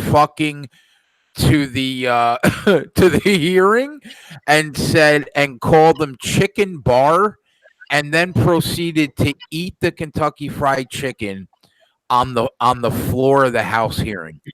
I mean, what about this is what our government has come to, bro. This is what it's come down to.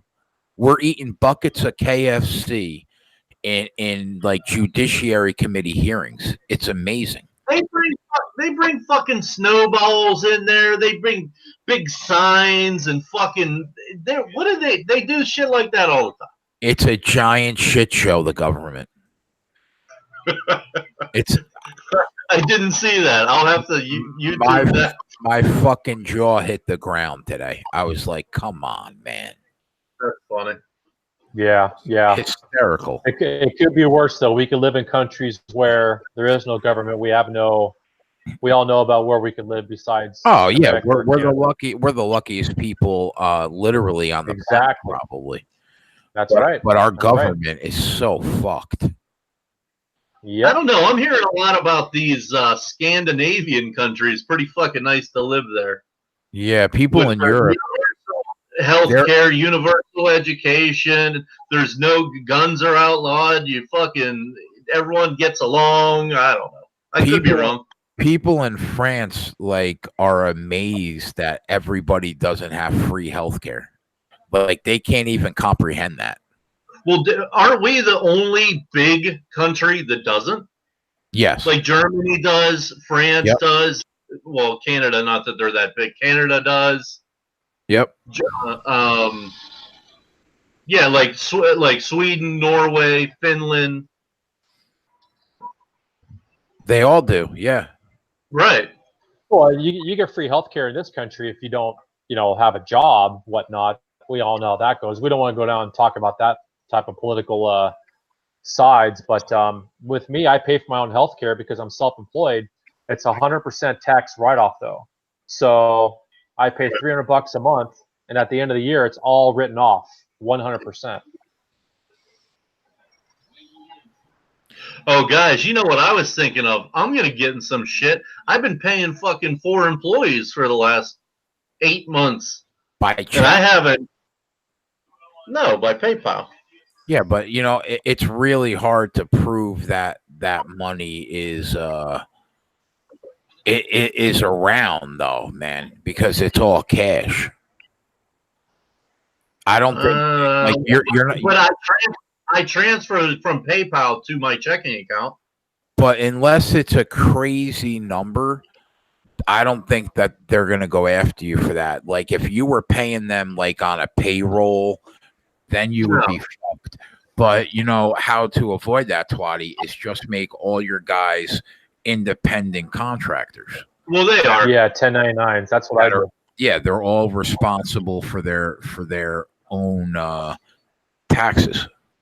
Their own taxes, their own paycheck, everything. Yeah. My income though too. I don't want to fucking pay taxes on. Yeah, on your income, but it would have to get their attention. You would have to be probably making a couple $100,000 a year. Yeah. Yeah. Yep. So I think you're all right for now. I hope. I hope we're in a position where we blow up enough to where we have to pay taxes. That's exactly. That'd be nice. Like I was thinking, can you believe that Barstool is worth $100 million?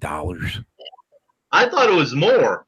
No, and Portnoy sold the controlling interest of the company, the majority of it, to a company for $10 million, and it's now evaluated at $100 million.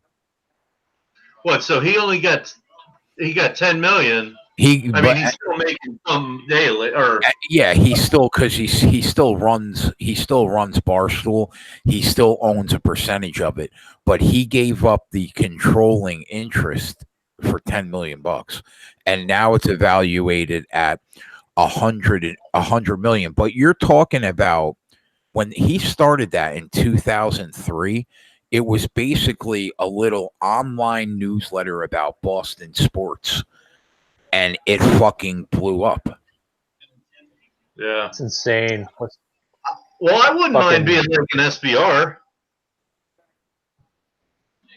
I think take a look at SBR.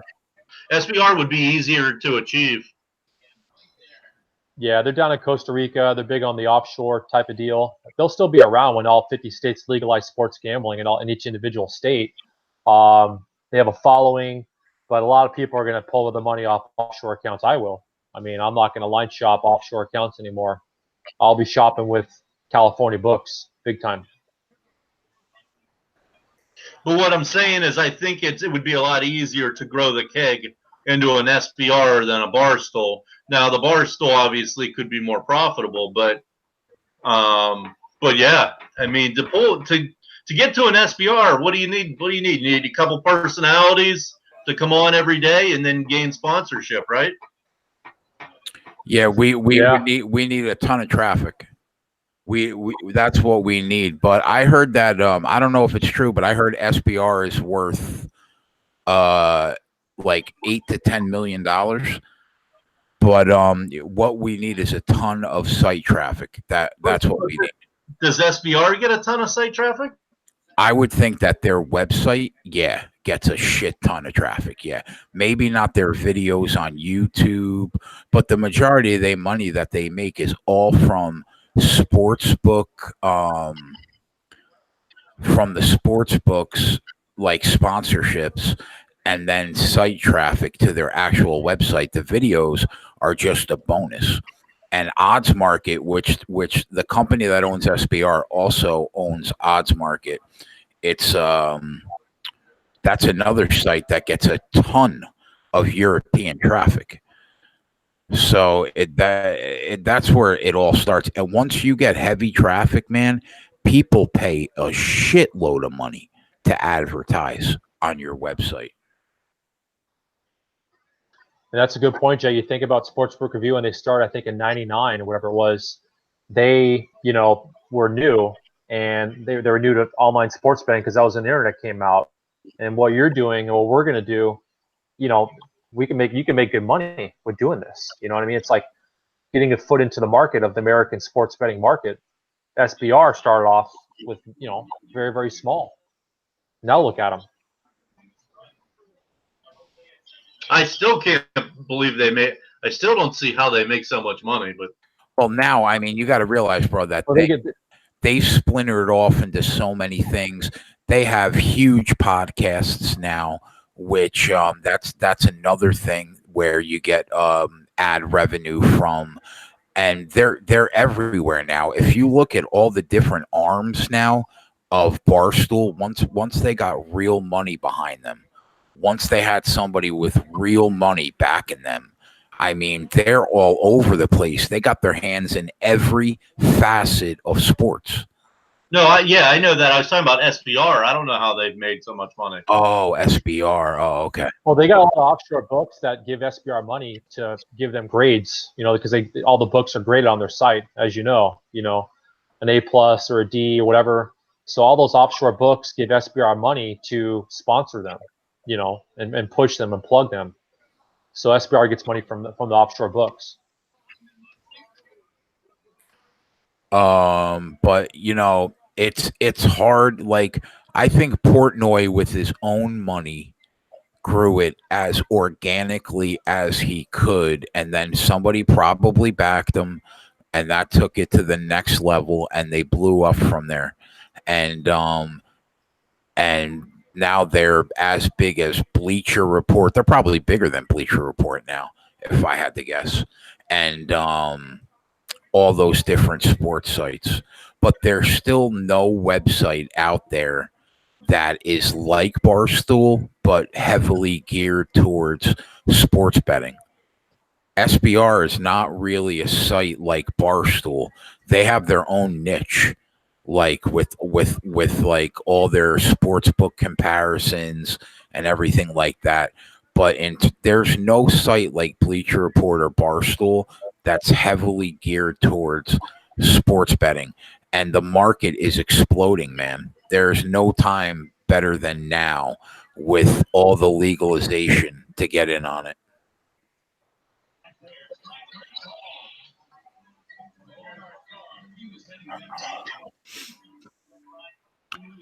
Still no score in that San Jose Sharks game. That's good. We got the under. No, I didn't bet the under. I bet San Jose. I bet San Jose and the under both. Oh, okay.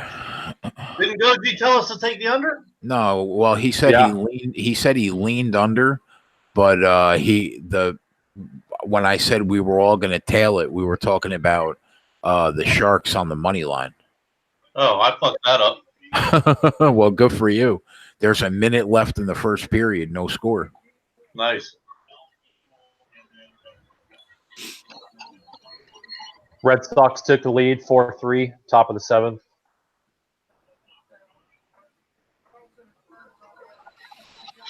Yeah, What's the Red Sox bullpen rated at? Raymond brings up a good point. The group that bought out the majority stake in Barstool also owns the Action Network. Oh, Yeah.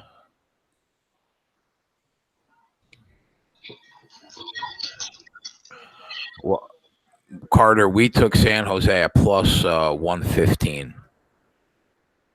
That's where we grabbed them pregame. Even though I started the show with I thought I was going to bet Colorado, but that's how this show goes. I'm going to take off, guys. Yeah, we're going to call it a night. It's 11 o'clock and there's nothing else out there to bet on. So, but it's going to be a fun weekend, man. We'll be back tomorrow night. Thanks everybody for watching. Later, Ramon. Later, Picks Machine. Sean, you guys hit the like button on the way out. You guys appreciate That's that it. very Please, much. So. please. We'll talk to you guys tomorrow. Back after this.